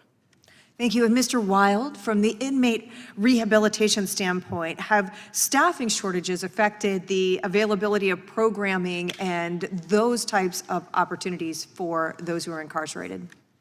Yes. In several locations where staffing is low, you have to be able to escort volunteers. You have to ensure that as people are coming in to offer those programs, that they're kept safe and secure as well. And so, yes, staffing shortages do impact programs. And Mr. Potter, shifting gears a little bit, last Congress, I introduced the Lieutenant Osvaldo Albarradi Stopping Prison Contraband Act that would have increased penalties for smuggling cell phones into prisons and will provide oversight of the Department of Justice to ensure these policies, when in place, are being upheld. Can you speak to the issue of increased contraband being smuggled into prisons and specifically the dangers associated with cell phones? Yeah, there's been all kinds of contraband that have been smuggled into prisons one way or the other, whether it's over the fence or through the gate. And cell phones in particular are, in my mind, pretty dangerous because, well, there's a way of communicating from across the compound. There's a way of communicating with folks outside to do all kinds of nefarious things. It's not just a communication to see how you're doing. I mean, most times those cell phones lead to, also it's a level of contraband that's bought and sold that also leads to higher tensions and things like that. And in particular, when we are analyzing officer safety and how to ensure that we are doing everything possible to ensure the security and safety of correctional officers, are cell phones one of the tools that can be utilized to actually develop plans or threats against correctional officers and others who are working in prison security? I believe so, yes. Now, what are some of the things that you think we could do to help deter or reduce the amount of contraband entering into our prison systems?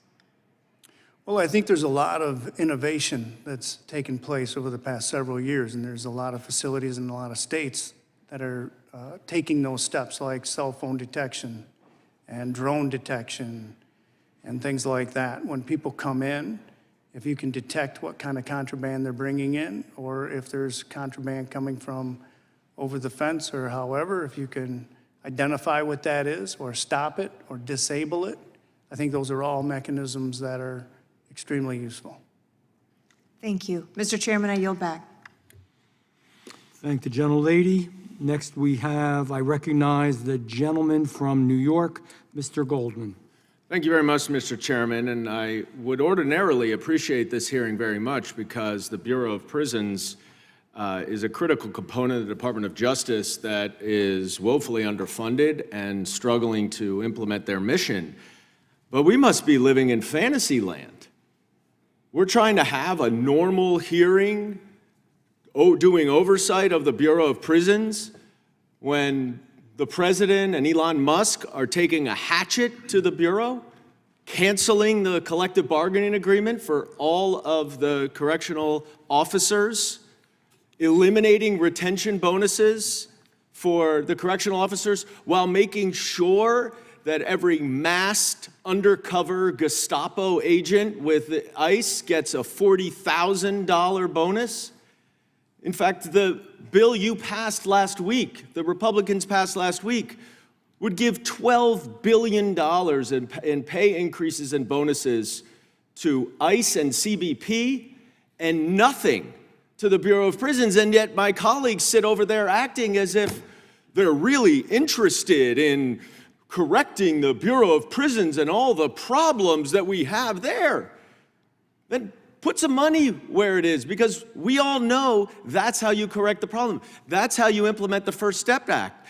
That's how you implement and fund the Federal Prison Oversight Act, a bipartisan bill that we passed last Congress that has not been funded and can't do anything.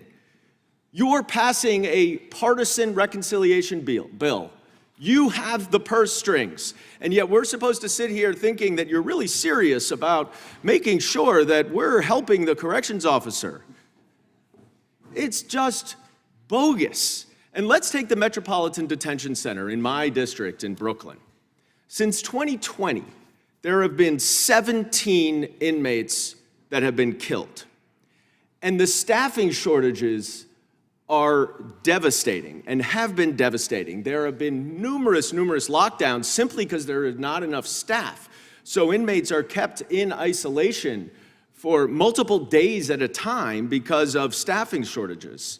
There was a crackdown by the FBI and the Department of Justice in March. 25 inmates were arrested for all sorts of various smuggling efforts, violence, violent assaults with scalpels and, as my colleague from Florida said, smuggling cell phones. There's not enough staff to actually monitor what is going on. So what did they do at MDC? Well, under President Biden, they implemented a retention bonus of 35%. That enabled them to hire 87 additional people for that one location, the most in years and years. And it decreased lockdowns. Since August of 2024, there have only been 3 days of lockdowns due to staff shortages.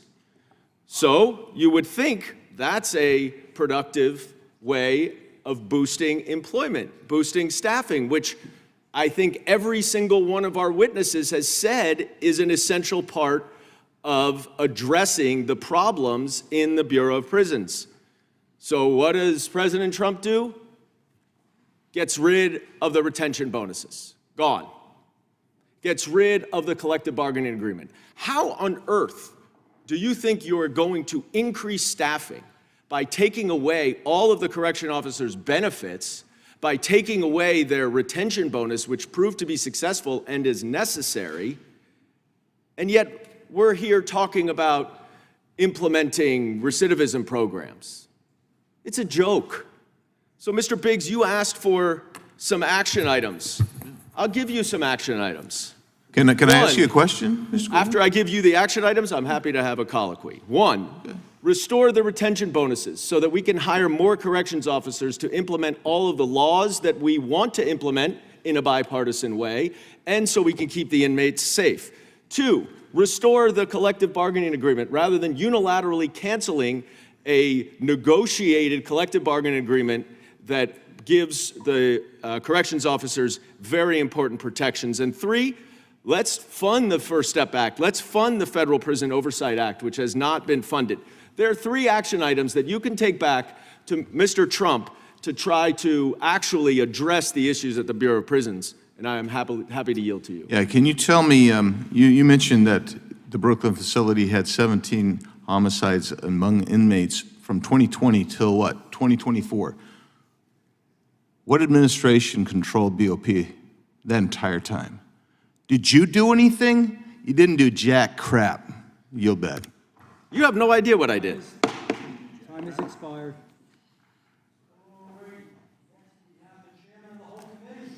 Thank you, Mr. Chairman. Thank you, Mr. Chairman. Mr. Purtill, any idea how many inmates in federal prison are not U.S. citizens? I actually do not know that, sir. I'm sorry. Mr. Potter, do you have hazard a guess or no? I do not know. Mr. Wilde? I do not know. Mr. Milton? No, sir. Well, I think you all testified there's staff shortages. The gentleman from New York just talked about staff shortages. Maybe if there weren't 24,000 federal inmates who are not U.S. citizens, maybe we wouldn't have a staff shortage. Maybe if the administration before this one hadn't just released into the country people who came here illegally and actually detained them, they wouldn't have committed some of these crimes and wouldn't be in federal prison. You think maybe that would help with the situation on staffing that you all brought up, that the gentleman from New York just raised? Mr. Purtill, I'll start with you. No, I do, sir. And I'm assuming that most of those are under an immigration detainer for when they do come out. I don't know about most of them, but that's a question I'd have too. Do you understand that? Are they under the detainer when they're released, that at least ICE will have the ability to go, they're not just going to be released into the country? That's my assumption, but I do not know those numbers. Mr. Potter, do you know if that's actually the case with these 24,584 Bureau of Prison inmates are not U.S. citizens? You know what percentage that represents of the federal inmate population? No, I do not. 16%. Maybe we wouldn't have a staff shortage if this would have been dealt with in the previous administration. This is something President Trump is trying to deal with going forward.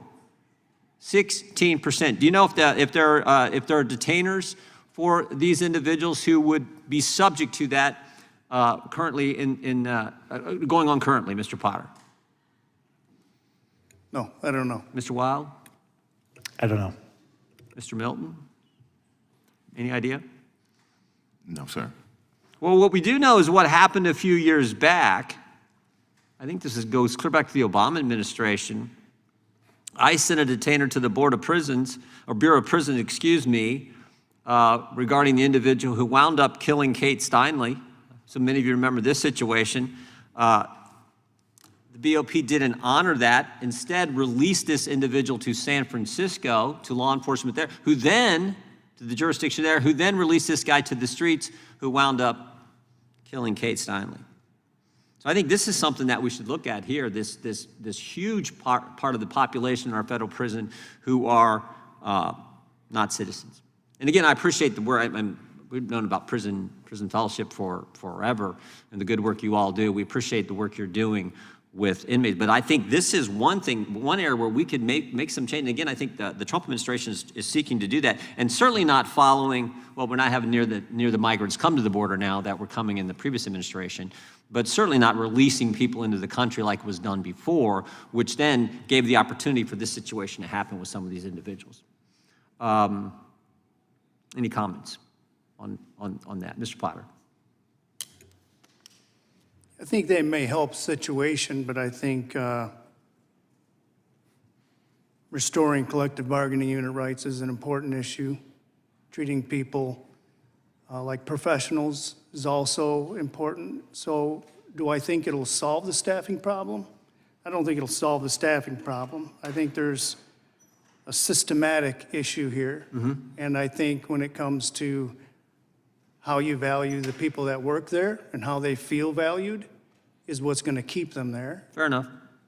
Any other thoughts from the rest of the panel? Not, I'll yield my time back. I'll yield my remaining time to the chair. Thank you, Mr. Chairman. Thanks for this hearing, and thank all of you for the work you do. You yield the time to me, I will yield to Mr. Biggs. Thanks, Mr. Chairman. I do want to point out, in relationship to the gentleman from New York's comments,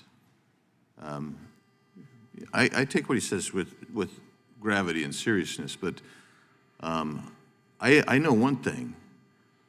When his side of the aisle controlled the House, the Senate, when they controlled the presidency, when they controlled the Bureau of Prisons, we had massive amounts of problems with the Dublin Corrections Facility. And we investigated and kept going at it, and eventually that had to be closed.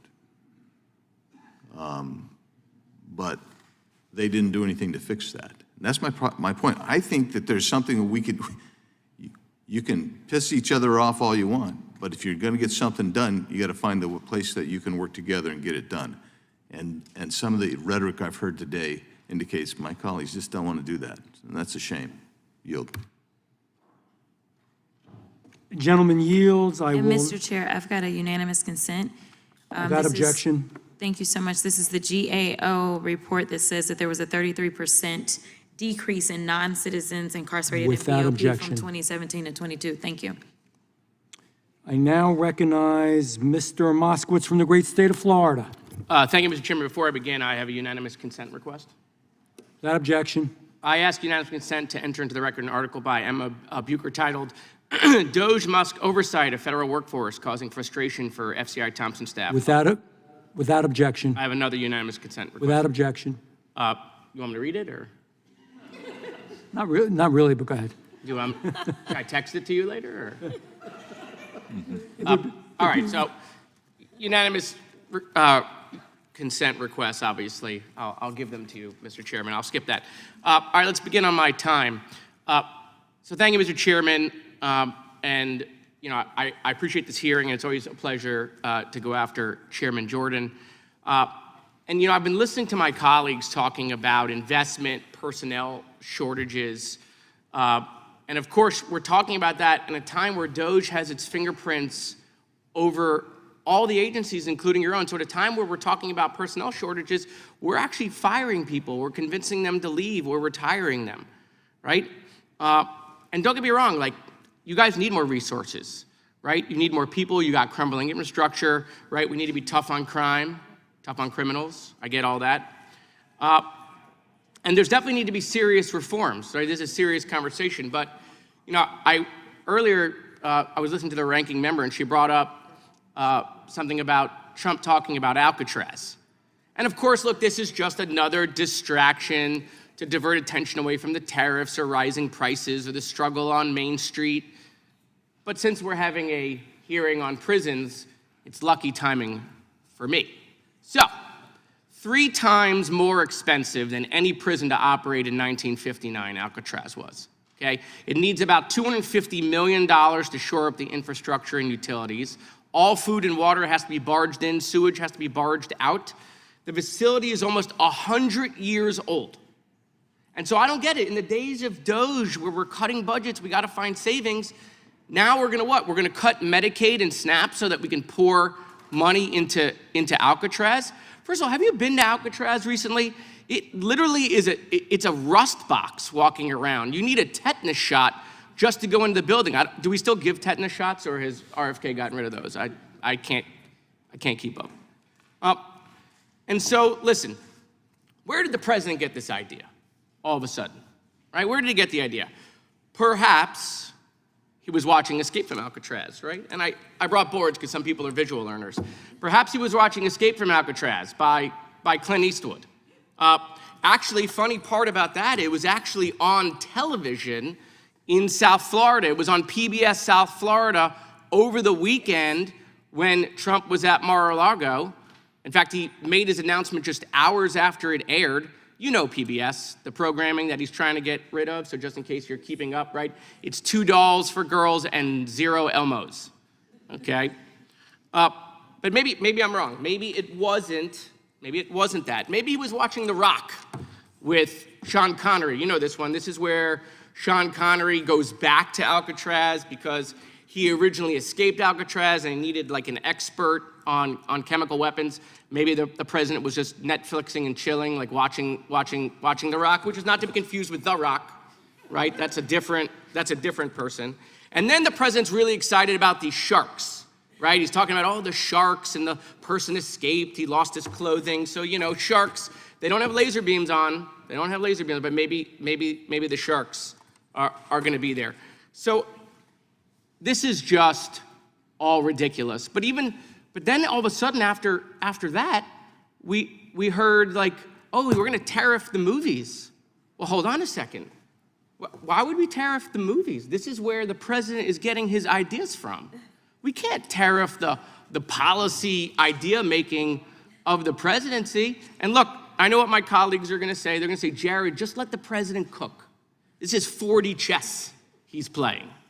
And I'm gonna say, maybe he's just watching late night movies. Perhaps he's just watching late night movies. In fact, we're told he got this movie tariff idea from no other than John Voight, the guy who was in that great movie Anaconda. I don't know if you've seen that. And so this is the ridiculousness that's going on. So I want to end with this. Mr. Purtill, you run a faith-based organization, right? No? Oh, Mr. No, Wilde, sir, you run the Prison faith-based Fellowship. organization. Sorry. You think it's a good idea to reopen Alcatraz? You think the faith-based community has been pounding the table to reopen Alcatraz? Prison Fellowship stance is that prisons should be safe, effective, efficient, and uphold human dignity. Okay, let me make it easier for you. All 4 of you, which one of you think we should reopen Alcatraz? Just raise your hand. Okay, so for my colleagues who sometimes, are a little slow, no one raised their hand, okay? Nobody, not a single witness. None of your witnesses here think we should reopen Alcatraz. And so, we have real problems in the prison system. It does need reform. It does need money. We can work on that together. But the president puts out Alcatraz as a distraction. Thank you. The gentleman yields. I am going to yield to myself. I had prepared remarks, but before we get into them, so much has been said on the other side. I just want to address some of that. First of all, I want to say, Mr. Moskowitz, you really do have talent. You really do have potential as a full-time stand-up comic, for real. You're good. It's fun. It really is enjoyable. I think you got some of your own material too, and you embellish a little bit, but it's still fun. Secondly, on a serious note, earlier in the meeting, we were discussing the ranking member for the Committee of the Whole, something about deporting babies and U.S. citizens and ICE and detaining criminals. Let's be clear. First of all, that's not your issue. It's not why you're here. I'm sorry we had to digress to that. This is not a reconciliation meeting. I really do want to talk about the Bureau of Prisons and how we can make it better. And I really started the meeting out by saying I was extending my hand to see we're going to disagree on some stuff, but let's see if we can work together to make it better, because what those folks are going through isn't good. We can do better. Quite frankly, it's been going on for years on both sides of the aisle, so let's not anybody be holier than thou in this, okay? And we're not deporting babies, by the way. I have to bring it up because it said, and we're not deporting, and I know somebody's going to disagree with me on the other side, probably the ranking member, and that's fine, U.S. citizens. There were a lot of folks that shouldn't have been in the United States of America that were committing crimes and doing bad things that nobody appreciated, obviously, that committed murders, disfigured people, raped people, hurt people. Some of them were on the terror watch list. We're not speaking about immigrants. We love immigrants, but we don't like those people. And yes, the border is much, much better now than it was. And yes, sometimes we might need some help from the Bureau of Prisons, but ultimately it makes it a lot better for them too, not having lots of bad folks come into the United States. I just want to, again, focus on associating myself with the remarks of Mr. Biggs. We really want to try to do something together here. It's my goal, and I know it's hard, and I know it's highly partisan, but I think there are some areas we're not going to agree on everything. We know it. We have divergent ideas for the future of the United States, but there may be a few points where we can come together to try to make it better, and that's what I hope for, and that's what I hope we would do. Finally, Mr. Goldman made a remark too about, I think I heard it right, and if I didn't, I apologize, but I believe I did, about jackbooted Gestapo agents as far as ICE. The men and women who work for ICE are oh so similar to people that work for corrections. They're just doing their job. They want a safe America. It's a hard job. It's a brutal job. It's not easy. They've been understaffed, abused, and mistreated for years. I don't like it in corrections. I don't like it in ICE. We shouldn't do it to anybody. So, no, they're not Gestapo agents. And that's abusive and inappropriate to refer to them so much. And I do call out Mr. Goldman for doing that. I wish he was here. Finally, real quickly, because I used up a lot of my time, but if you give me a brief answer, Mr. Wilde, what structural or policy reforms would give you and your teams the stability and the access to really serve incarcerated individuals? The work you do, I like. It was referenced before by Mr. Cohn. When you believe in something and you believe you can get better, I've been around corrections a lot, and some of the most successful work that I have seen done is faith-based, whatever the faith is. Just the faith that there's something greater and bigger and better for all of us, quite frankly. We all need that, including those of us who sit up here. But tell me, how can we make it better? First of all, we would ask for the full implementation of the tenets of the First Step Act. Prison Fellowship is situated to be able to provide these services to those who live in prison, those who work in prison, family members, and to create better neighbors inside and outside. We believe that we have something really important and valuable to be able to offer to this conversation, and we're ready to do that. And so with the First Step Act, we would encourage the inclusion of other faith-based organizations. I hope that this committee in some way can help. That's something I believe, I'm hopeful, that across party lines that we can agree on, that there's a place for God to help people rehabilitate, regardless of what D or R is next to our name. Mr. Potter, would you agree, and I think this is what I got from your testimony, and then I'll be done, but I want to just summarize it, and you can say yes or no, that we don't actually listen to the correctional officers enough. We always do this in everything that government does. We don't listen to the people who are most directly affected. Do you believe within the current budget we actually could make it a lot better? And finally, recidivism, that's a hard word for me. Do you agree that the quality of the facility actually affects that? I know it's 3 questions real briefly. Yes, I do believe. Sorry, I'm looking at you. Yes, go ahead. No, you're correct. You're correct. Okay, yes, I do believe that listening to the men and women that do the work is extremely important. And they're the second largest stakeholder in the system. So any reform that's going to happen is going to affect them as well. Thank you, Mr. Potter. I yield back. With that, I will recognize the gentlelady from the great state of Georgia, Ms. Macbeth. Thank you, Chair. And first, I do want to say, in listening to all of you today, there are resounding themes that we hear from each and every one of you about what we should be doing and the problems that we're facing within the BOP. And I do appreciate that Mr. Biggs, our colleague, is looking for action items, but actually the action items are already right before us. Let's make sure that we are fully funding the BOP and the First Step Act and also the Federal Prison Oversight Act. And I'd like to ask each of you gentlemen, just yes or no, would you agree that these programs are a step in the right direction? Mr. Milton? I agree wholeheartedly. Mr. Wilde? Absolutely. Mr. Purtill? I do. I think implementing the First Step Act is critically important. Thank you. And Mr. Potter? I absolutely agree. Thank you, because we agree as well. And so my questions briefly are going to be for Mr. Milton and also for Mr. Potter today. Mr. Milton, we know the Federal Prison Oversight Act, we know it needs to be instituted. We know it needs to be funded. Nothing can be done until, those things are done. Can you tell us, do you believe that it would have prevented another occurrence such as the Transparency that's built into the Oversight Act, the independence is built into the act, could have sent early warning signs to this honorable body to do something about it. Thank you. And so, Mr. Potter, you kind of talked about the human toll that you spoke of, in terms of covering the BOP staff. Can you kind of talk about the solutions that we might be able to encapsulate to find these solutions? What can we do basically to kind of improve the mental health and the wellness of, our corrections officers and staff that are in the BOP? I think in any good wellness program, the employees have to be able to help create what that looks like for them.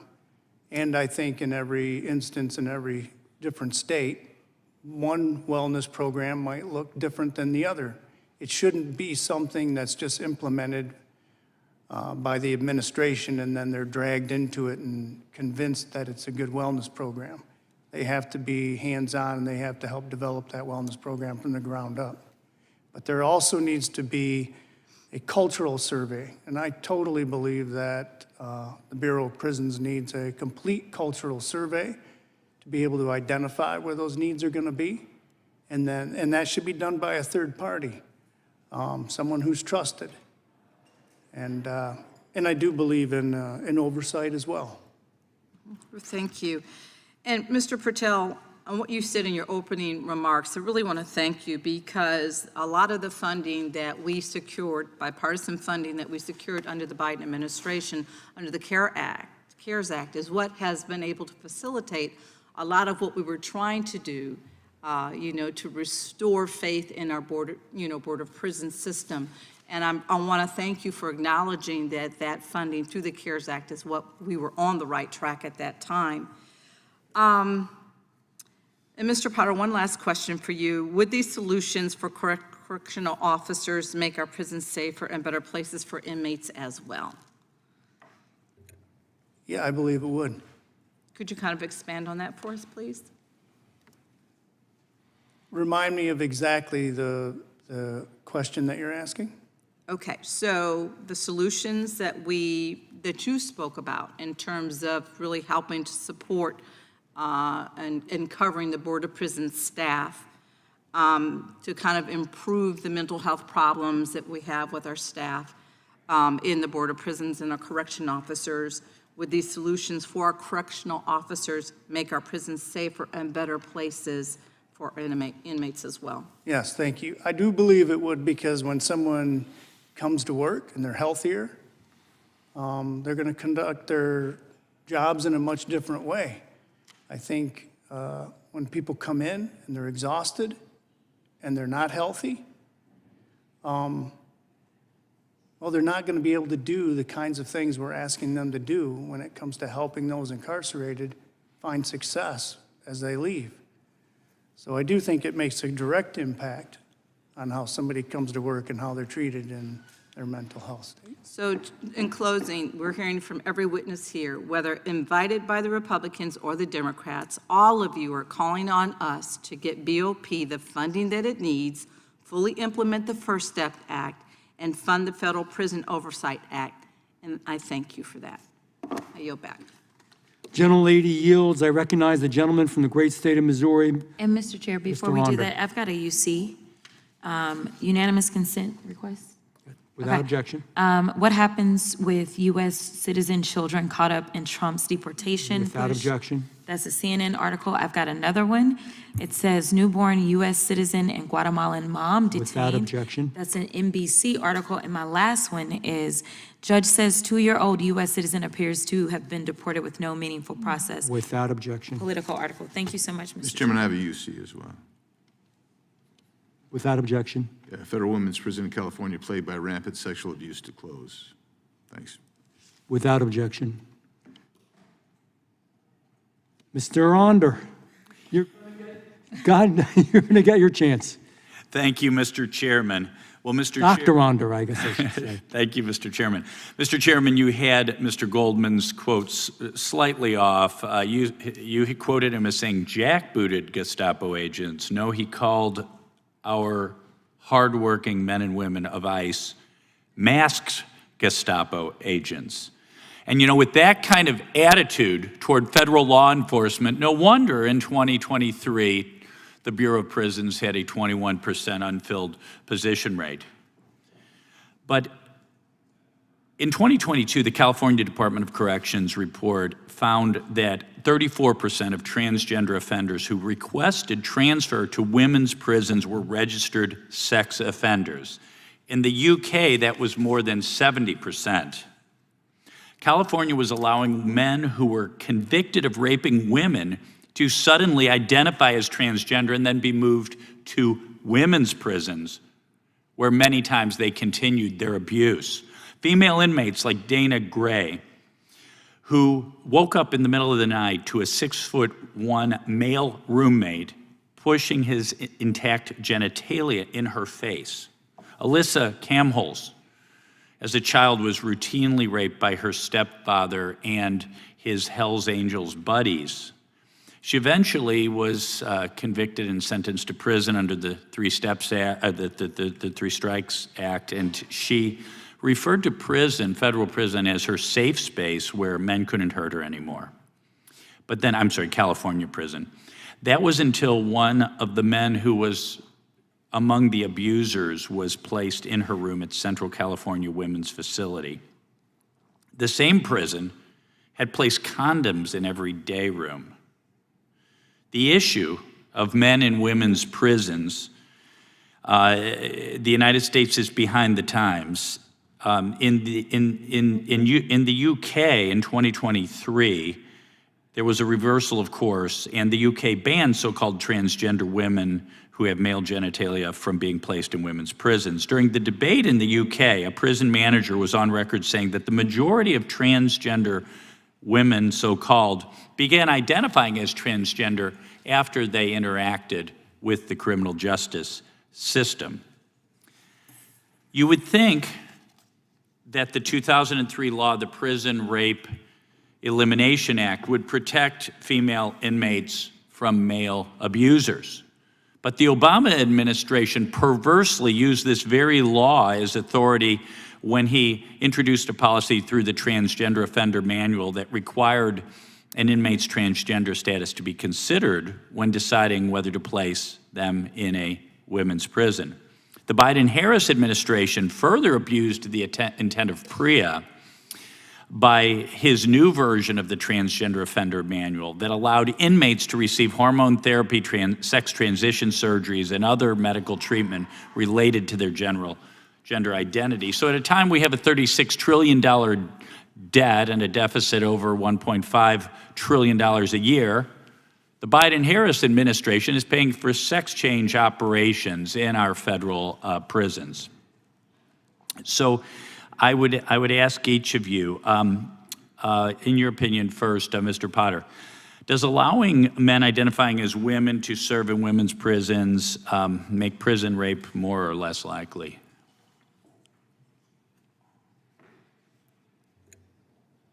I would only be able to guess on that and say more likely, I would assume. Yeah, thank you. Do you believe women in federal prisons deserve to be protected from prison rape under PREA? Absolutely. Same question for you, Mr. Purtill. In your opinion, does allowing men who identify as women to serve in women's prisons make prison rape more or less likely? Well, as I said earlier, I think it places women in a much more vulnerable position, whether it's physical violence, sexual violence. And in your As opinion, we heard today, there are so many issues facing the Bureau of Prisons. This population is infinitesimal. right? And I think it's a small population. At the same time, one offender, one convicted rapist being released into a women's prison among inmates who are smaller, more vulnerable, less muscle mass, and so on, could do a lot of damage, even though it's No, I agree. a relatively small problem. I didn't mean to minimize that. Yeah, no, I know you're not. And, and again, our Democrat colleagues, do minimize the problem. Oh, it's only X number of people, but there are about well over 2,000 inmates who identify as transgender in the federal prison system. Not all of them are men in women's prisons by any means, but the potential is there. I believe it's not. Our Democrat colleagues say they're implying somehow we Republicans are obsessed with this issue. They began it under Obama. They continued it under Biden. I think we're returning to sanity under President Trump. Thank you very much for your testimony. I yield back. Gentleman yields back. I recognize the ranking member of the committee, Ms. Crockett from Texas. And Mr. Chair, before I begin, I've got 2 UCs. Video shows masked ICE agents detain 2 outside Douglas County Courthouse. Without objection? And ICE agents in ski masks snatched migrant out of lawyer's car. Without objection? Thank you so much. Mr. Chairman, I have a UC. Without objection? Yeah, Department of Justice statement by Colette S. Peters, Director, Federal Bureau of Prisons, into this committee, July 23rd, 2024. Without objection? I now recognize Ms. Crockett. Thank you so much, Mr. Chair. Okay, I don't really know where to begin. We've got a lot of ground to cover in about 5 minutes, so let's go. I've got 3 statements that I want to know if you agree or disagree with, and I want to just go down the row. Yes or no? Does cutting pay typically assist in recruiting a workforce? Yes or no? No. No. Generally, no. No. Thank you. It sounds like a low IQ implementation to me. So let's go to the next one. Does poor working conditions assist with recruitment? Yes or no? No. No. No. No. Sounds like another low IQ implementation to me. And finally, I'm going to start with Mr. Potter because I don't know how this is going to go. Does union busting help with recruitment? No. I know nothing about unions whatsoever. I'm Okay. sorry. I don't know anything about unions either. Okay. No. Okay, so again, another low IQ implementation. I just want to be clear that the American people should know that these are all Trump 2.0 policies. So when we say that he's failed, let me tell you, we got receipts, and those are some of the receipts. So when we start talking about this pay, I think that we've talked about the fact that there was a 25%, up to a 25% cut in recruitment bonuses or retention bonuses, but I want to make sure that people understand the numbers. I want y'all to know what the numbers are.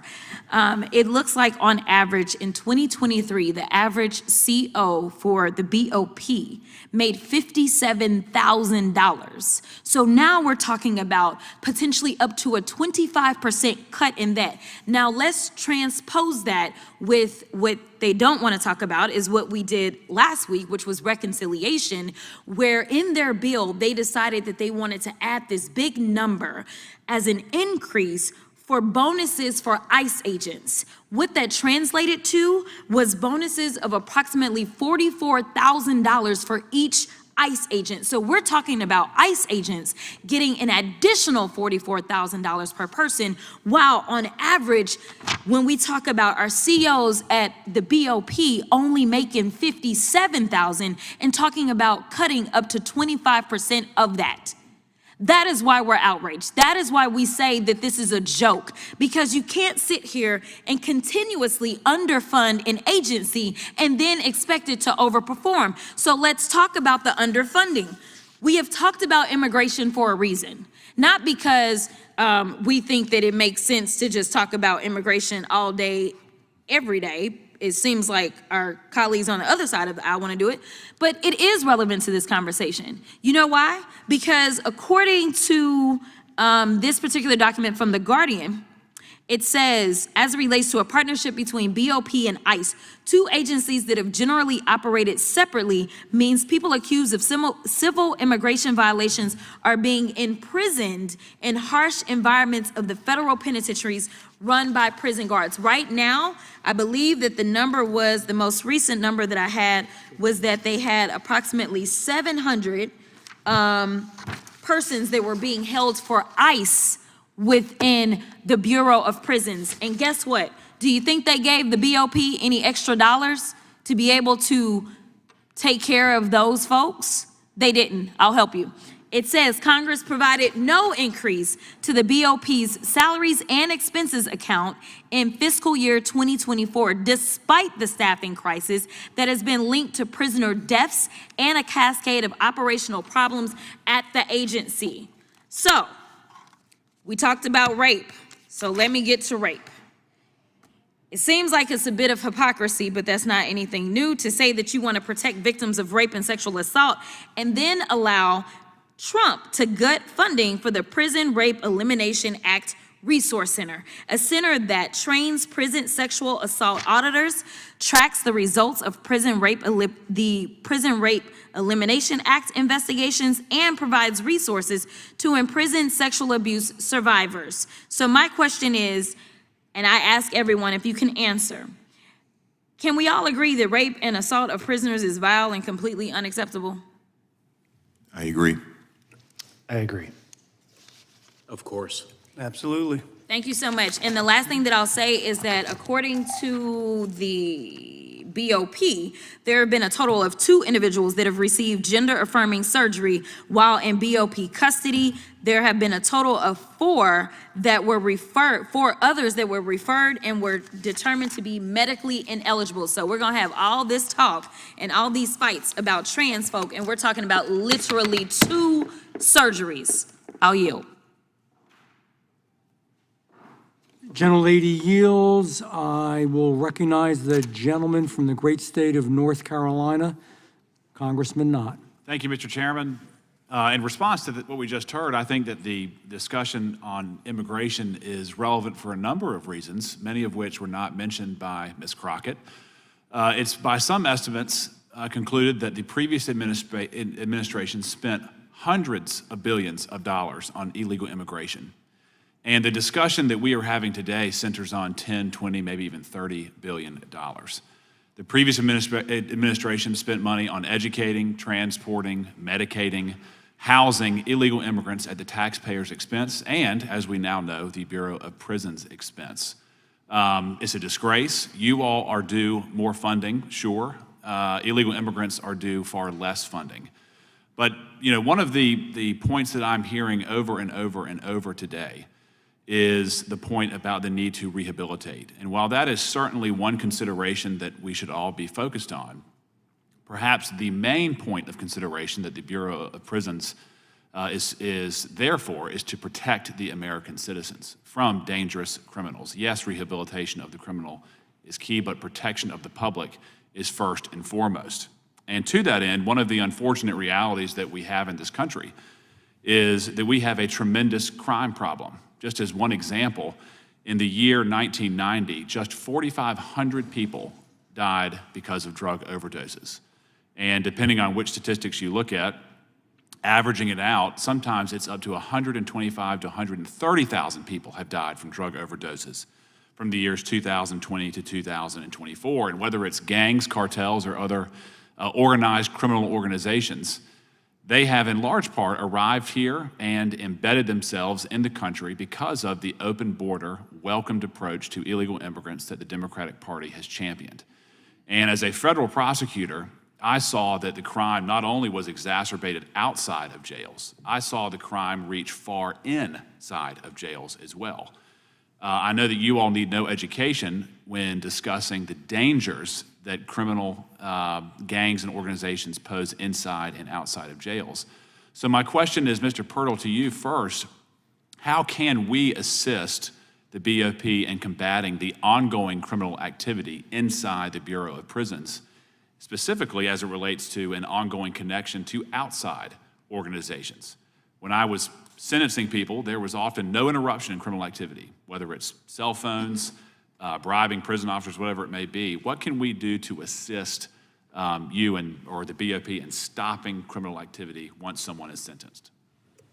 Well, I think that Mr. Potter might be even better equipped to He's answer getting it this next. question. But we could, but I will definitely take a crack at it. Don't mean to dodge.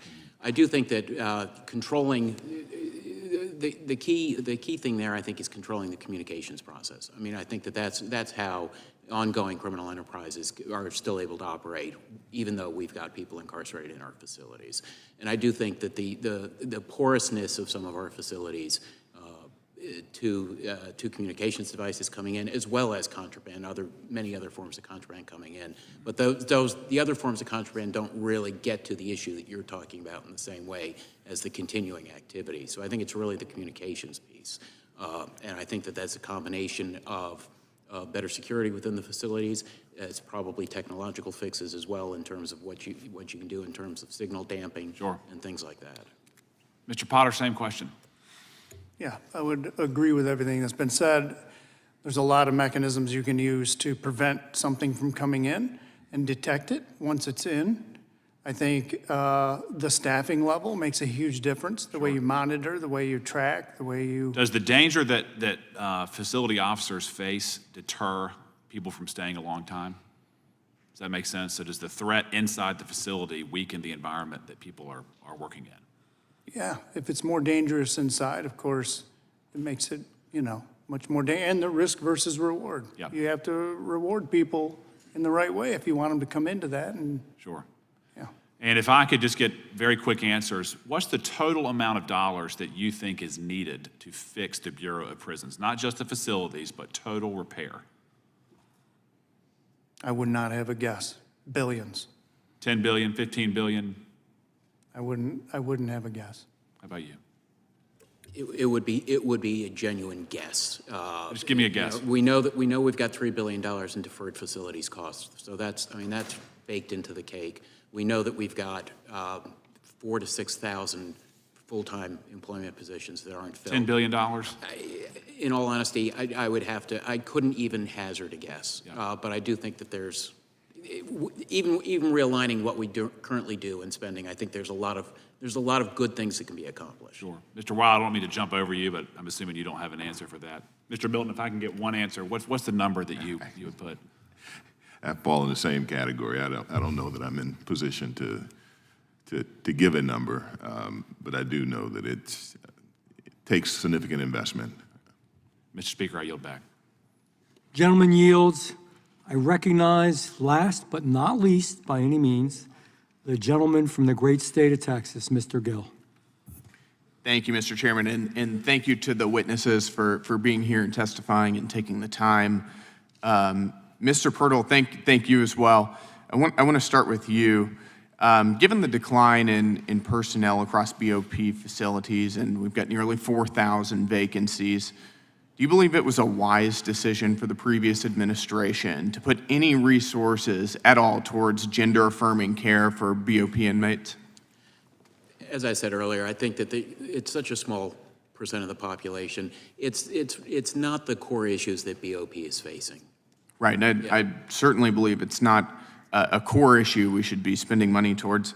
Is it also the case that BOP facilities are experiencing widespread deterioration and are in need of maintenance? According to the Attorney General's inspector, the department's inspector general, literally every single facility faces deferred expenses, deferred maintenance expenses. Yep. Do you think that there's additional stress that comes with perhaps some of the logistical challenges and safety concerns of housing transgender inmates with the opposite sex And perhaps maybe that contributed to some of the low retention rates and hiring rates experienced at the BOP? In all honesty, I couldn't say. Once again, I think that there are so many issues that go into the staffing issue. Did it play a part? Very well could have, but there are so many factors there. And what about some of the anti-law enforcement rhetoric that we hear on the other side of the aisle, including from the former vice president who once praised the defund the police movement? Do you think that that's contributed at all to some of the staffing challenges at BOP? Well, I think the fact that law enforcement, prosecutors, corrections officers, I think that there's been an unfortunate trend. We've seen it in law school recruiting for prosecutors, that there's been an unfortunate trend to kind of demonize the entire field, regardless of wherever that has come from. I think that has been harmful. I think it's unfair to the people who go into that line of work. And what role do you think DOJ can play in identifying waste and fraud at the BOP? That is beyond my kin. I'm so sorry. No. Any guesses? Well, as I tell my kids, as with any very, very large institution, there's going to be waste and fraud, even when the vast majority of people are working in good faith. Mm-hmm. It never hurts. It's always good to pop the hood and check the oil and take a look at what's going on. So I think that the DOJ process I think it may turn out to be very, very beneficial. I think a lot of it is going to be able to inform you in your oversight activities to make decisions going forward. Got it. Thank you very much. And Mr. Chair, with that, I'll yield the remainder of my time back to you. Thank you. So with that little bit of time, first of all, I really do appreciate you all being here. It's a long, long day. I didn't even give you a chance for a break, and I probably should have. I was remiss, but it was glad because now we're done. Secondly, I'll say as I did before, I hope that we can move forward in some areas, in some ways, find common ground. And thirdly, and the one thing I will mention with the little bit of time left, I've actually interviewed some corrections officers at multiple locations who've come to me in my office. I wouldn't call them whistleblowers because they didn't, trigger the Whistleblower Act, but told me stories. We're kind of saying that there's like one or two people in the whole country with transgender issues. They're still doing intake, and it costs a lot of money on those that want to change their sex, that want to be transgender. This is from corrections officers who directly work there, who have good reputations, whom I know, that were explaining what's going on. Number one, that costs money. Secondly, the other issue and the reason that it costs money is because, as you know, I mentioned, in fact, my facility back home has to cater to some of that because when they mix with the rest of the population, unfortunately, there are issues for them, for their own security and safety. So it makes things more complicated.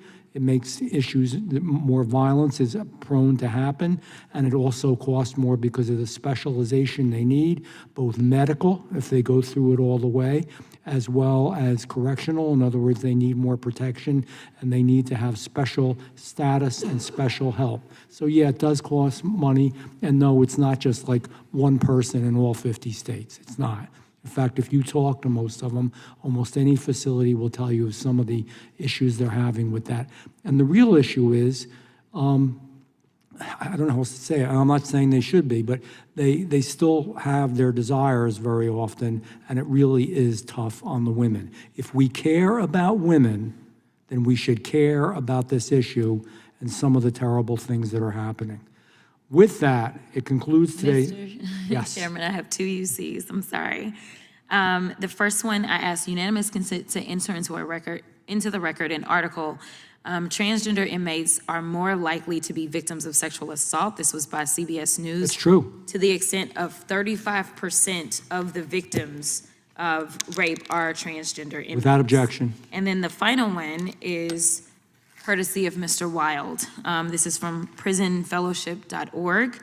Prison Fellowship, the nation's largest Christian nonprofit serving prisoners, former prisoners, and their families, is applauding a major funding increase for PREA, which as of now, this administration has actually defunded all of the PREA resource centers. Without objection, Their care costs a lot, protecting them costs a lot because they are apt to have this problem, and in some cases, preventing the certain percentage of them from doing harm costs a lot. With that, it concludes today's hearing. We thank our witnesses for appearing in the committee today. Without objection, all members will have 5 legislative days to submit additional written questions for the record, and witnesses or additional materials can be recorded as well. Without objection, this hearing is adjourned.